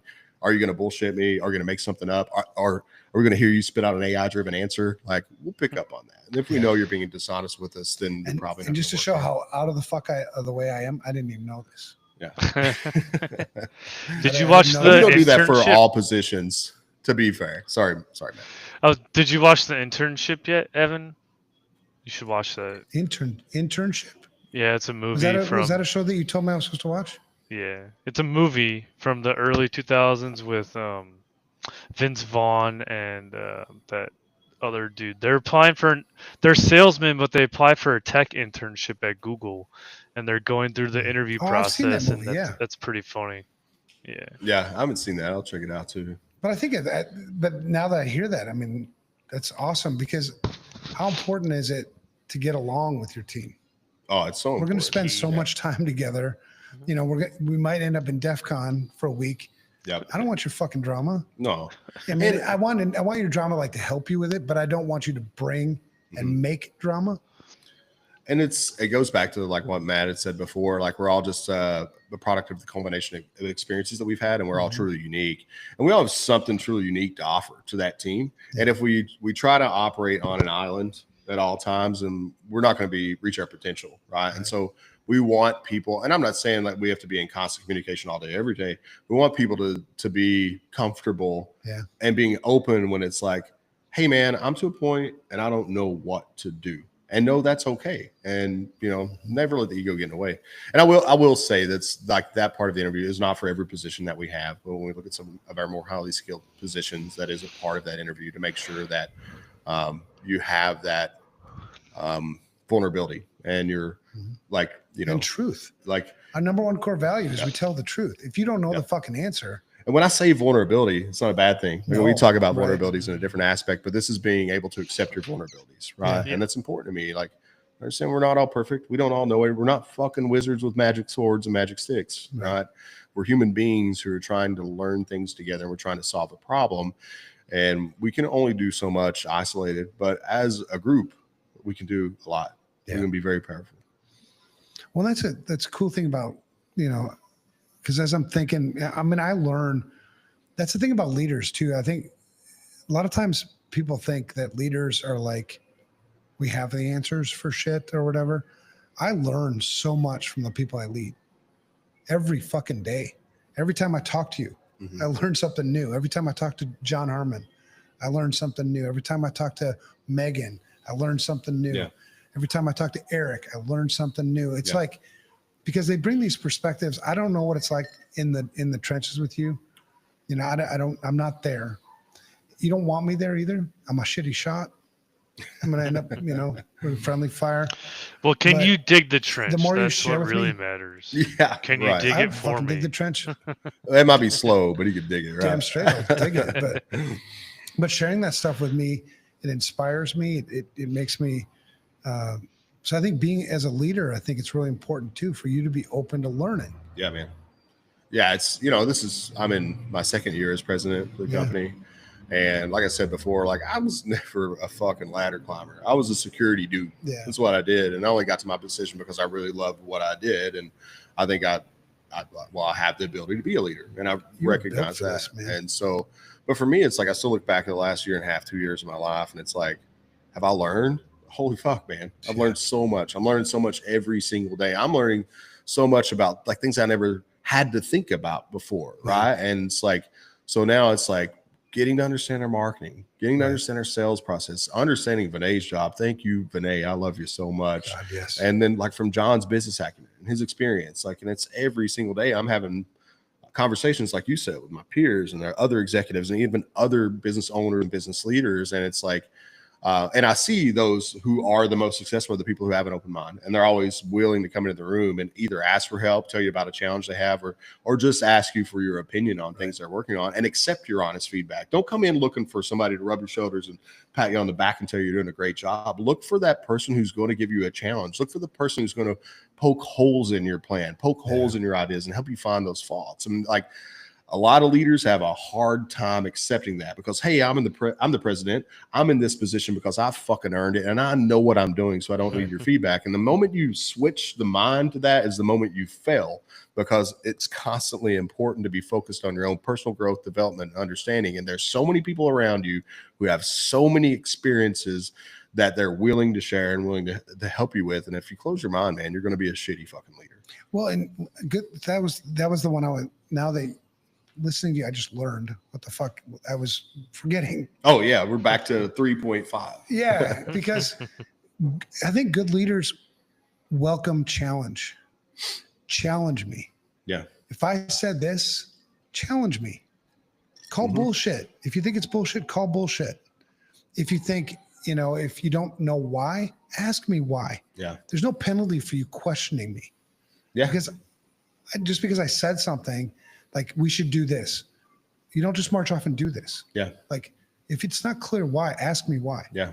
And you need to create that environment because maybe I don't fucking know why. Yeah. I will present ideas with this pretext a lot. Like, Yeah. hey, I got an idea. This may be really stupid, but I don't know. Let's give it a spin. Or I'm going to tell you something. And if you think this is batshit crazy, tell me it's batshit crazy. And then we'll figure it out. Right. And I may even have a purpose. Like when you ask me why, I'll tell you why. Yeah. Most of the things I do have a why, believe it or not. So I'll tell you why. And then you'll be like, well, what about this? Mm-hmm. I'm like, fuck, I didn't think about that. Yeah. That's that piece of the perspective, because you may find out that my idea, after we vet it out together and you keep challenging why, that's a bad idea. Yeah. Hey, and let's be honest too. Cool. I think a lot of good ideas are like driven or created in a moment of pure tunnel vision because you get hyper focused on this idea and this solution, and we're not able to even like constructively think about our own idea in a negative manner. And so, if you don't have a peer group that you can trust to give you that honest, untethered feedback, then you're setting yourself up for failure, man, because you're going to get a bunch of ass kissers telling you you're doing everything right. You're going to go to market. You're going to try this out. Go run into the wall full speed. Yeah. Like, oh, yeah, shit, I should have told you there was a wall there. And so while I encourage a lot of my, security analysts and folks kind of coming up to be creative and not be afraid to make a mistake, as you're at your position as a leader, those types of mistakes can be monumental, right? And so all the people are affected. And we're still going to make mistakes, but if we make that mistake blindly without accepting inputs from the people that we trust, then it could be monumental. And there's why would we do that when we have the support group and the opportunity around the people over the years that have reported to me have saved me from myself more times than I can count. Yeah. Because we need to ask why. Yeah. Right. And the other thing as a leader, when you ask me why and the challenges come, all it does is either it tears down my thought, an idea, which is probably good if it should have been. Mm-hmm. But the other side of that is it also reinforces it. Yeah. Because the more you ask and the more you challenge it, the more you call bullshit, the more you just solidify the idea. Yeah. Can I defend my fucking idea? Right. Because just like everybody else, if you can't defend your idea, what you're going to end up doing is you're going to end up changing the subject or you're going to attack my character. Mm-hmm. So the same thing holds true. If I can't come up with the logic or the reason to defend the idea that I have or the direction we're going, then maybe it's not defensible. Maybe it's a bad direction then. I mean, you have to, like, I've run out of logic and reason for this. I'm not going to change the subject as a leader. And I'm also not going to attack your fucking character. Mm-hmm. All right, we come to the conclusion it's a shitty idea. I mean, it was like what we had to do with Security Studio. Yeah. When you guys came to me with your recommendation that this is what we need to do with Security Studio, it was the last fucking thing I wanted to do. Yeah. I do not want to do what you just told me we need to do. Mm-hmm. And as you challenge the whys. And to be fair, we didn't want to do what we knew we needed to do. But that's the trust we had, right? That's the trust we had. Yeah. And it was like, no, logically, that's the right fucking call. Yeah. Hands down, no doubt about it. But we challenged each other. Yeah. There was a lot of like, well, why? What about this? We had, one person come kind of, well, I can just take it and fix it. Yeah. And I agree, you can, but at what cost? Yeah. Right. And so we talked through all of that. Man, it was such a fucking good exercise as a leadership team. And it was hard. It was a really hard exercise. Oh, it sucked, but. Yeah. And I think it goes back to like maybe talk about like failures almost synonymously with challenging situations, like the moments that define us the most. And it's not always a failure. And those are the moments that offer us the most opportunity to learn and grow, And if you don't like open yourself up and you think that, hey man, I'm the boss, this is my decision, you just got to listen to me. Then you're going to make poor decisions and you're not going to be a strong leader. You're not going to do what's best for the mission, for what you're working on and your passion. Which is different, Matt, to what the military, right? The military, you've been told to do something, fucking do it. Yeah. Right. But you have to have that sort of, command over your troops because you're in a fucking battlefield and hesitation will get you killed. It's definitely the cool thing about business is you have time to think these things through. You're not going to die if you make the wrong call, probably. Yeah, there's different levels too. Like you're in the infantry or fire team leader, definitely making a decision like that, someone's dying. Like me, I was in the communications area. If you know, having challenges making those decisions or you're not listening, someone could die, like, you know, down the road because you can't communicate, but it's not as direct, I would say. So there's definitely different. It's similar, but not as political because you Well, don't. and that's one of the Your challenges I see junior, for the person you're talking to, like yeah, okay, you can have an opinion, but at the end of the day, I don't give a shit. right. Yeah. Well, and that's how Yeah. you have to lead to win in a Yeah. battle. Right. Mhm. But I've seen a lot of people transition from the military into the private sector. It's Highly hard. skilled security people. It is hard because it's a different style of leadership. You can't lead the same way. And a lot of guys and gals and people struggle with that transition. You come out and you're like, the fucking policy says do this, do that. Well, that'd be great if that's the way it worked. Or, you know, we've had some really good folks, and folks who are still friends of mine today that, you know, come from military background. And they come in, one of the first things they say is like, your fucking procedures suck, man. It's like, Where's your desktop binder? Where's your turnover yeah. thing? Yeah, this is probably the hardest thing I'm going through right now is adapting to that. But on that, I wanted to add some principles. They're Marine One more Corps thing I wanted leadership to add principles. to this point, just really quick, Okay, Matt. One more thing I fine. wanted to add to this point is, no, because we have a lot of people that are in very high positions in this Yes. industry Mhm. with military backgrounds. And then you wonder why their leadership style isn't working. I just want to point that out because Yeah, that's true. Yeah. look at CISA. You don't really, I think, the one thing that you don't take from the military, because they don't help you at all, they just kick you out the door, say fuck you. Empathy, or a lot of this stuff about feedback that we've been talking about, that you don't really get taught in most places that I saw. You could probably go to some leadership schools where they would teach it to you, but mostly like ground level, you didn't get taught that. So you transfer over, again, companies aren't training you. Here you go. So you have to go and seek it out on your own, or find cool Yeah. people like you guys to learn it from. Because I'm super pro military, man. I grew up military household, right? Mm-hmm. That leadership style in that environment is absolutely fucking critical. I would never question the way the Marine Corps leads their troops, the way they Absolutely. lead their people. Yeah. But it's a different world when you talk about the private sector. And I see a lot of people struggling with that. And I think we can help. Like, it's different. Yeah, absolutely. And I think, I don't know, correct me if I'm wrong, Matt, so I grew up in a military family as well.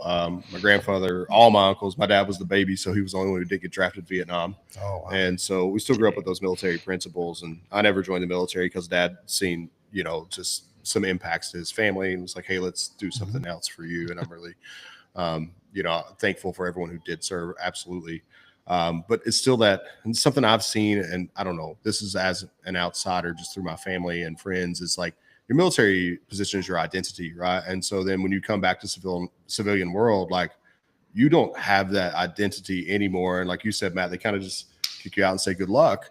Mm-hmm. And so that transitionary period from like, yeah, I mean, you're always a Marine, but now you're a Marine who's forced to function and work in a civilian life is incredibly challenging for you and everyone. And so, yeah, that's something that I don't know. I can just look from the outside and say that's so fucking hard. Well, I think we can do it being leaders in this industry. I think we can do a much better job helping them transition. Like, what's different? Mm-hmm. Because the leadership skills you have from the military are fucking valid. Oh man, one of my There's best, some really important things like discipline. You know, one of my best incident responders I've ever worked with is a Marine as well. Yeah, and oh my God, like his structure and just his process and his the way he approaches like a critical incident is. I mean, and he told me, he's like, I haven't felt this feeling like since I was in the Marines with you know. You search it out. There. It's crazy. Yeah. He's like, I feel a brotherhood here, like I felt then. And I've really seen important. you, Matt, as my friend, struggle with some of this stuff too, right? I mean, it's just it's what things translate well, what skills did you learn in the military that translate directly over to leadership skills in the private sector, and which things need to be tweaked a little bit, and which things need to be learned as new things. Yeah, I think the hardest thing, like Matt said, and I don't know, man, like it's just like the empathy and compassion. Like that's something that's not a part of your process at all. Nope. Yeah. And that's something that today, like in It's private all about sector, the like, mission. you have to be very in tune. Yeah. It's all about the mission. I don't give a shit. Yeah. But I'm learning. And it has to be. Yeah. Yeah. People die. Yep. So I want to to killer. I want to run go through ahead. some things real quick and just we'll do, we got to be fancy. It'll be like a hot take. Just tell me if you think it would work in corporate or not. So it's just All right. I like this. it's a ditty. So the Marine Corps has their leadership principles and we call it JJ did tie buckle to help us remember the leadership traits. So the first one JJ did tie buckle. Is that what Yep. you said? Mm-hmm. All right. So let's go back and forth. You do one, then I do one. All right. Okay. So the first one And is if you disagree, justice. let's disagree. First one's justice. Be transparent and consistent with rewards and discipline. 100%. 1,000%. Yeah. All right. Can't show the favoritism. That's gonna fucking stick. And like with our clients and everyone we interact with, like you fucking better be transparent and honest with everyone. and judgment. and consistent. All right. Sorry, I tried. Yeah, I'm just going too fast here. All right. Judgment. Gather facts, assess risks, make decisive moves. Indecisive leaders create confusion. Yeah, I agree with I that. agree with that too. Yeah. Dependability. Follow through on commitment, meet deadlines, and own your responsibilities. Yeah, we have that. We have a lot of these as values. Yeah. And when I think about it, it's Yeah. like we call it do whatever it takes. Right. Hoorah. Yeah. Initiative. Leaders empower their teams to think and act independently. That's what we've been talking Yep. about. 100%. Decisiveness. Leaders who hesitate lose battles. Gather data, trust your instincts. That one maybe a little bit more because I'm not on as much of a time crunch as somebody who's leading in a battle. Yep. Mhm. Sometimes I have the luxury, and it is a luxury, to think things through more, to seek more perspectives before I think there Because are you're like moments, planning though, when- stuff out. But there are moments when making a quick decision and being confident in that decision are critically important. Sometimes. It's just not always. I think that is a truth for us, but just not for every Well, situation. and I think the that we higher face. up too, because one of the things that good leaders do is they feel the weight of their decisions. Like a decision that I make, it might seem inconsequential, but the fact of the matter is people either benefit from the decision I make or they suffer from the decision I make. Yeah. At some level.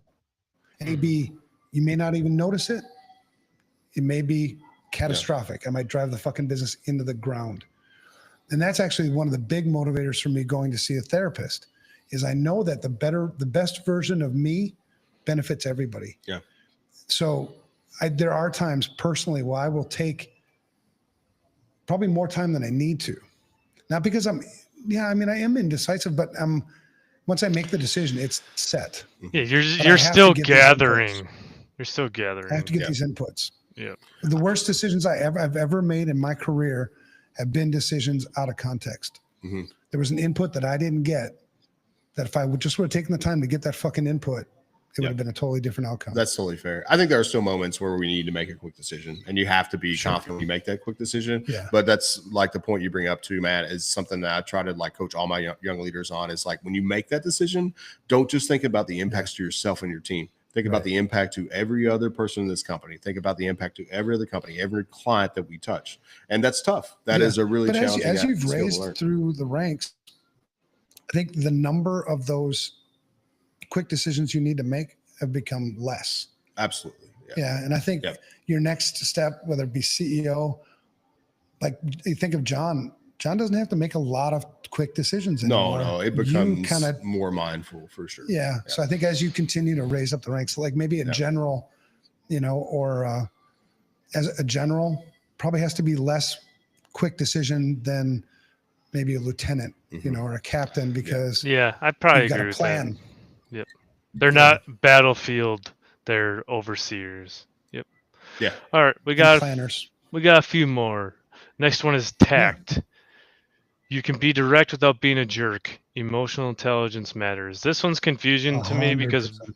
we didn't really get taught that, but they talk about it, or at least I did. I think this is the empathy piece, man, that maybe you're missing a little bit. Maybe it wasn't taught through the structure, but I agree with that. And yeah, I think that emotional intelligence is something where the best way, I can explain this very rudimentary. It's like when I'm in a room with someone and maybe they get feedback and they become very emotional, or maybe they hear something they disagree with and they become very emotional. And so if we try to coach and coach and coach over time, I will understand that like maybe they don't have the emotional intelligence yet that they need. And I think emotional intelligence to me is almost synonymous with maturity and emotional maturity, right? And again, it still culminates back to this idea of we are just a product of our experiences. And for me as a leader, I equate my own emotional intelligence in these situations as read the fucking room. Yeah. Read the room. There are certain people that I can be very direct with. There are certain people that I can say, hey, get your fucking shit together. And there are other people where it's like, I got to walk alongside you a little bit. I'm still going to communicate the same thing. I'm just going to communicate it entirely differently. Yeah. How I present information to people is very much related to how they're going to respond. That goes back to the personality things. Do you know how they receive feedback and stuff like that? Yep. Yeah. Like Matt, you and I have had these discussions where I've been really, I've been really direct with you, and you take it like you just have this. You're pretty sure I don't like you. No, I'm sorry. Yes, you do. You love me. You say that. Okay. Next one. Integrity. Do what's right even when no one's watching. Yeah. 100,000%, man. Yeah, enthusiasm. Good leaders also recognize that everybody's fucking watching, always. Yeah, absolutely. Somebody's always fucking watching you. Yeah. So if you think nobody's watching you, bullshit. You're not reading the room because people are watching you. Yeah, and I think on that one too, it's like always telling the truth, even when it's hard. You know, that's something that we deal with a lot where people don't want to hear the message that we're giving them, but you do it respectfully and help people understand there's a way back to them. I've seen leaders too that fuck this up so many times too, because it's like they do this, they come off like they're a person of integrity, family man, and all that shit. And they go on a business trip and they go to the fucking strip club. Yeah. Or, you know what I mean? You do that shit. It's like something ain't jiving. You just contradict yourself. Well, right. And you just eroded your integrity. If you want to be the person that goes out to the strip club, then always be the guy that comes off as going out to the strip club. And you're going to find that nobody's going to want to fucking follow that.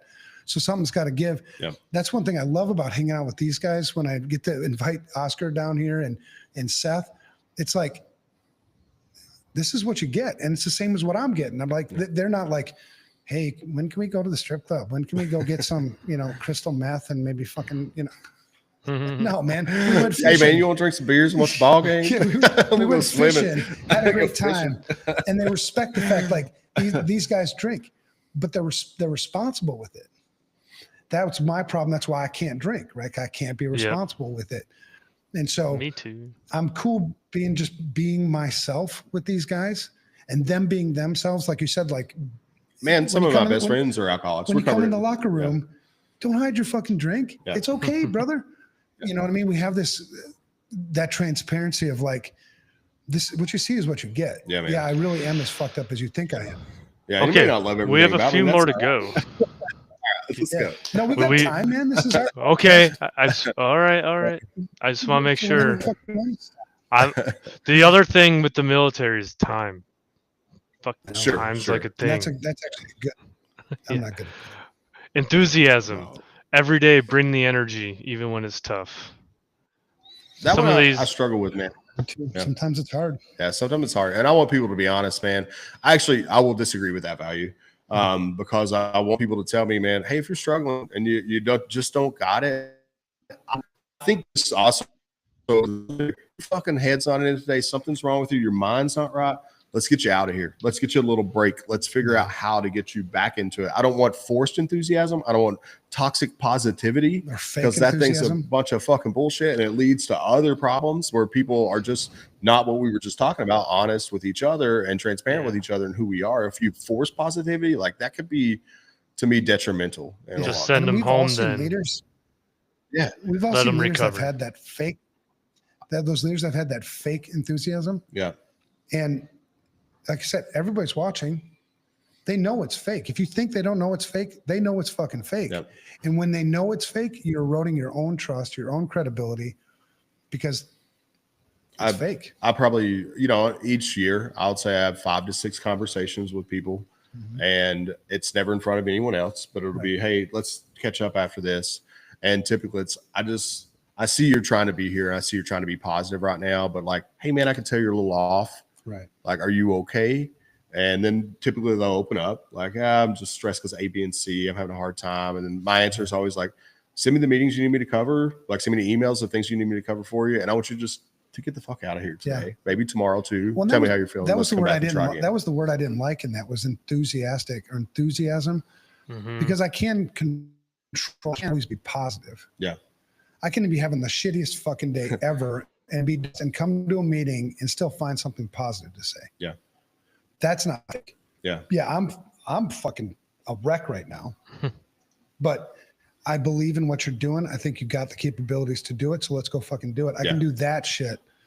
But yeah, if I'm struggling, man, my people need to know I'm struggling. I've told you many times when I'm struggling, man, it's like. So that's one so far we don't think fits. Okay. Yeah. We got the 5. I like the positivity though, not the enthusiasm one. Yeah. Okay. Bearing. Leaders don't panic in crisis. They stay cool, lead, and inspire. Yeah. Absolutely. Okay. Unselfishness. Remove roadblocks for people. Give credit, take blame. We talked about that 100%. One. Get Courage. The fuck out the way you're at. Courage. Speak up. Make tough calls. Back up your people. Yeah, I think that shit rolls uphill. You got to make those tough calls, have those tough conversations when they need you to the most. So yeah, and I've had people tell me over the years, people that worked for me. One was Steve Marsden. Remember Steve? Oh Marsden? yeah, dude. Fuck, I love Steve. I miss Steve, but just things happen. You talk about a dude with a work ethic. Oh my god, Steve, and skilled. Yeah, knew what the fuck he's doing. Still does. He just doesn't. Not with us. Yeah. One thing Steve would always say to everybody about me is, if you ever see Evan panic, it's time to panic. Because that was the thing, right? Yeah. But you have this perspective of like, at the end of the day, man, nobody's going to die. Yeah, we talk about that a lot too with, in our incident response work and stuff, giving perspective to our responders and understanding like, hey man, the worst day of the like if we're talking about a full ransom, they got the worst day of their career. Like you can provide a lot of value and probably the most value by just being a calming voice in the room. I remember this incident response I was on, big bank. Yeah. And I don't talk about the details of this incident response work much, but I remember when I showed up and I was leading the incident response, and they were upset with me. They were upset with me because I wasn't. They're like, do you even care? I'm like, yeah, I care. Why do you think I'm here? Well, you need to show you care more. I'm like, what do you mean? Like, well, you're not panicking. I'm like, would it fucking help you if I was panicking? Is that the kind of leadership you want in this incident response? And like this ain't my first rodeo. This is why you call. Right. You remember the wolf Pulp Fiction? Like I'm the wolf right now. He called the wolf in. So I'm the guy who's going to keep you calm. So and as a leader, right? We've been in these situations before where, and that's why you try to share wisdom. Like I know what it's like to do. I know what it's like to fucking panic. It's not like I've never fucking panicked before. Yeah. But I would appreciate if you can learn not to, because without actually doing it, maybe you're going to have to anyway, but I can tell you the outcome of when you do panic in instant responses and the outcomes are. Don't panic when Matt ditches you scuba diving. Apparently he did. Cool. Yeah. And I ended up floating out like 600 meters or half mile down out in the, come up and like, where the fuck is it? I still love you though, man. So that's a bullshit. I didn't panic. I didn't panic and you didn't panic either. And I still love you. I think that like panic is a product of worry, right? Mm-hmm. And so it goes back to saying my wife says a lot. It's like, worrying is a lot like sitting in a rocking chair. Mm-hmm. You do a lot of moving, but you don't go anywhere. Right. And so I always try to think about that. Well, and going back to that perspective thing, when you actually can put events into perspective, you realize that they're not as big a deal as you think they are. Yeah.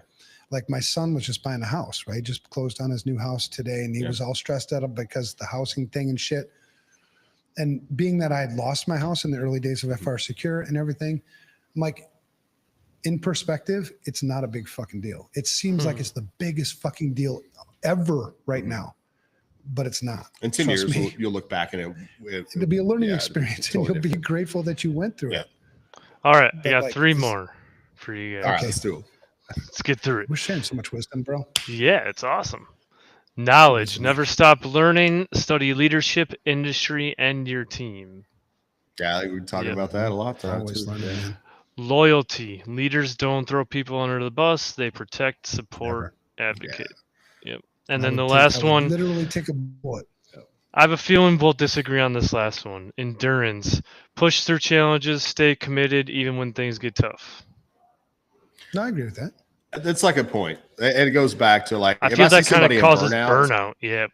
yeah, if I see somebody in burnout, I'm going to fix that. But also, like when we're But in the the team moment, is going to continue. yeah, the You team may will have some continue. people that have to Yeah. go take timeouts and get themselves right, but Yeah, they're definitely. And again, I think it's just different from like the idea of the battlefield mentality versus the private sector mentality. Whereas, Yep. like, there will be moments in the private sector where, hey, and we've all been there, man. Like, I know it's like, dude, I've put in those 2 weeks straight to recover from a major incident, and I'm burning the midnight oil. I'm getting 2 hours of sleep, 3 hours of sleep for days on end. Willing to commit that. Is it healthy for me? Fuck no. But on the flip side too, it's like if I see someone even in that moment and we have the team, it's like, go get a break, go take care of yourself, come back. And then we're all through this. We're going to figure out how to, and I'll do this a lot for my incident response team where it's like, hey, we had a really tough month, worked a lot of cases. Let's figure out over the next month how everybody gets 2-3 days extra off, and they get to unwind and recover and come back. So I think in moments that's true, but I don't fully support that 100% of the and I time. think for the team, it's always true. Yep. But it's just like if you were going to battle, right? The team that's going to bring the best is the team that's the healthiest. Yeah. And there are times when there are people on your team that just need to break. Yeah. Go get some rest. Come down to Mexico. Come hang out. Go get some fishing, man. Whatever it takes, right? Because you also realize that there are certain people on your team that have higher tolerance for things. The balance for them is different than others. Like for me, a balance might be 80 hours a week. And for another player on the team, the balance might be 40 hours a week.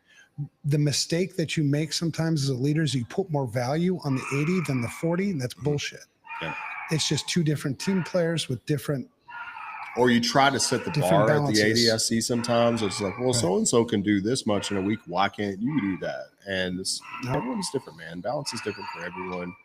So Passion, I mean, motivation and I is think as a leader, if you understand your team and you understand those dynamics, we can, because we do this We do. from this perspective, We right? do. I'm sorry, you said do. I did it Did earlier. you say do or do? I've been taking these probiotics, 100 billion. Sorry, I derailed you, CFUs. man. I'm sorry. Is that bidet CFUs, helping with your doo-doo? Maybe. Hey, here's the thing. Trivia question. What does CFU stand for when you look at the 100 billion CFUs on your probiotic bottle? I've never looked at Something my probiotic. per unit. Last one's unit, I bet. I would agree that I have no idea. Yeah. I can't remember the C anymore. Culture forming units. Oh, okay. Yeah, that makes sense. Yeah. Like positive bacteria. Yeah. Sorry, I So totally disrupted you though, man. No, but again, it comes from like we were talking about the levels, right? The general has the mission is. I think it We gotta stands win the fucking war. colony forming units. It is colony. You're right. Yeah. I couldn't remember the C. You're absolutely right. Call But, you on you your know, so- bullshit, Evan. Dude, I gave in. I learned. What? But you're I'm right. just- I think the mentality. I'm telling of everybody we military can- is it's different. Yeah. But I We can call totally you. agree that you have to go for the mission because that's the purpose. Yeah, that's that's a good point, man. He existence. can call you out if he wants to. Yeah, I don't have to listen either. You have this mission, right? And so from that perspective, but you always gotta like, if I ever sensed that, because I don't manage your teams. Yeah. I manage, and I don't really even manage you directly. I mean, I do. You're my buddy. I mean, I fucking love Yeah, you. I would do anything, and we're in this together and all that. But if I ever sensed, and you do the same for me, by the way, Absolutely. if you ever sense that, if I ever sense that there's something off, like you're burnt out, if you ever told me you're burnt out, it's Yeah. like, all right, rest. What are we Figure doing it to out. get better? What's your recovery plan? I need you healthy. Yeah. I mean, a soldier on the battlefield who ain't healthy They're going to make a mistake that's crucial to everyone. Right. And the military has actually started to do a lot better job on that. I think they've been starting to pay attention a lot more to mental health. Mm-hmm. I really like that. I agree. They're working on it. I mean, you think about just like your organization and now try to perceive a military branch. It's just it's massive. Oh, there's so many moving pieces. Yeah, it's two totally different worlds. Absolutely. Mm-hmm. And I think the military, especially the Marine Corps, because I remember the Marine Corps from my early days, it's a lot more, I think there's a lot more emphasis on health of your soldiers than there used to be, which I think is a positive. There's a lot of really good organizations too. I meant to bring this up earlier, and we were talking about the transition from military to civilian life, and just a couple of places, like in case our listeners have never heard of them, if they are going through the transition, that I fully support. But one is Wounded Warriors in Quiet Waters, who I'm talking to right now. They're based in Montana, and they essentially talk about what, that transition from, military to civilian life and how hard that is. And they focus on trying to find identities, help you put you in a space and be able to find the identity of who you're going to be in the civilian life. Identities. You said titties. I did say titties. What was that called again? Yeah. Wounded Warriors. Wounded Warriors in Quiet Waters. And the other organization is called Project Healing Waters. And if you haven't heard about those and you're going through the transition, I would say to check them out. I know that Project Healing Waters has chapters all over the United States. I think Wounded Warriors in Quiet Waters. I know they're in Montana. I don't know where else they are, but I do know I have a personal friend who's based in like the Tri-Cities, Tennessee, and he was able to go through their program in Montana. And I've talked to him about it, and he said it helped him a ton and been able to transition. That actually helped him not only find his identity, but set him on his career path. And so there are some tools out there. I just want to give a shout out in case people are struggling through that transition, to check those places out, and maybe they can help give you support through that. And at the end of the day, it doesn't matter if you're military, private sector, never lose focus of what you're leading. You're leading people. Yeah. People have thoughts, people have dreams, they're people. Fucking treat them like people. Yep. And that's how you win. Absolutely. All right, this has been fun. Yeah, this has been a great episode, man. So I wanted to close out because, if we're touching on the military thing, tactical leadership. So we talked about, some basic military concepts, and we're talking with business owners, leaders here, and they agree that 13 of these 14 principles fit in the corporate world. So I want you to, embrace the skills that you have. You can find something. We put some links in the chat for you to find some resources. I'm here to help. Remember, tactical leadership, delegate with intent, adapt your style, remove roadblocks, lead from the front like you were taught in the military, and we will all be successful. That's a great message, Simplify. Matt. And like I said, man, before, honestly, one of the best incident responders I've ever worked with has transitioned from military to civilian life, and your skills are so valuable, especially in our space that we're working today. Amen. All right, a good episode, as always. You guys are awesome. Thanks, Matt. Yes, sir. Good to talk to you, man. Thank awesome. You, Evan. This has been great. Brother. Thanks, everybody, for listening. Again.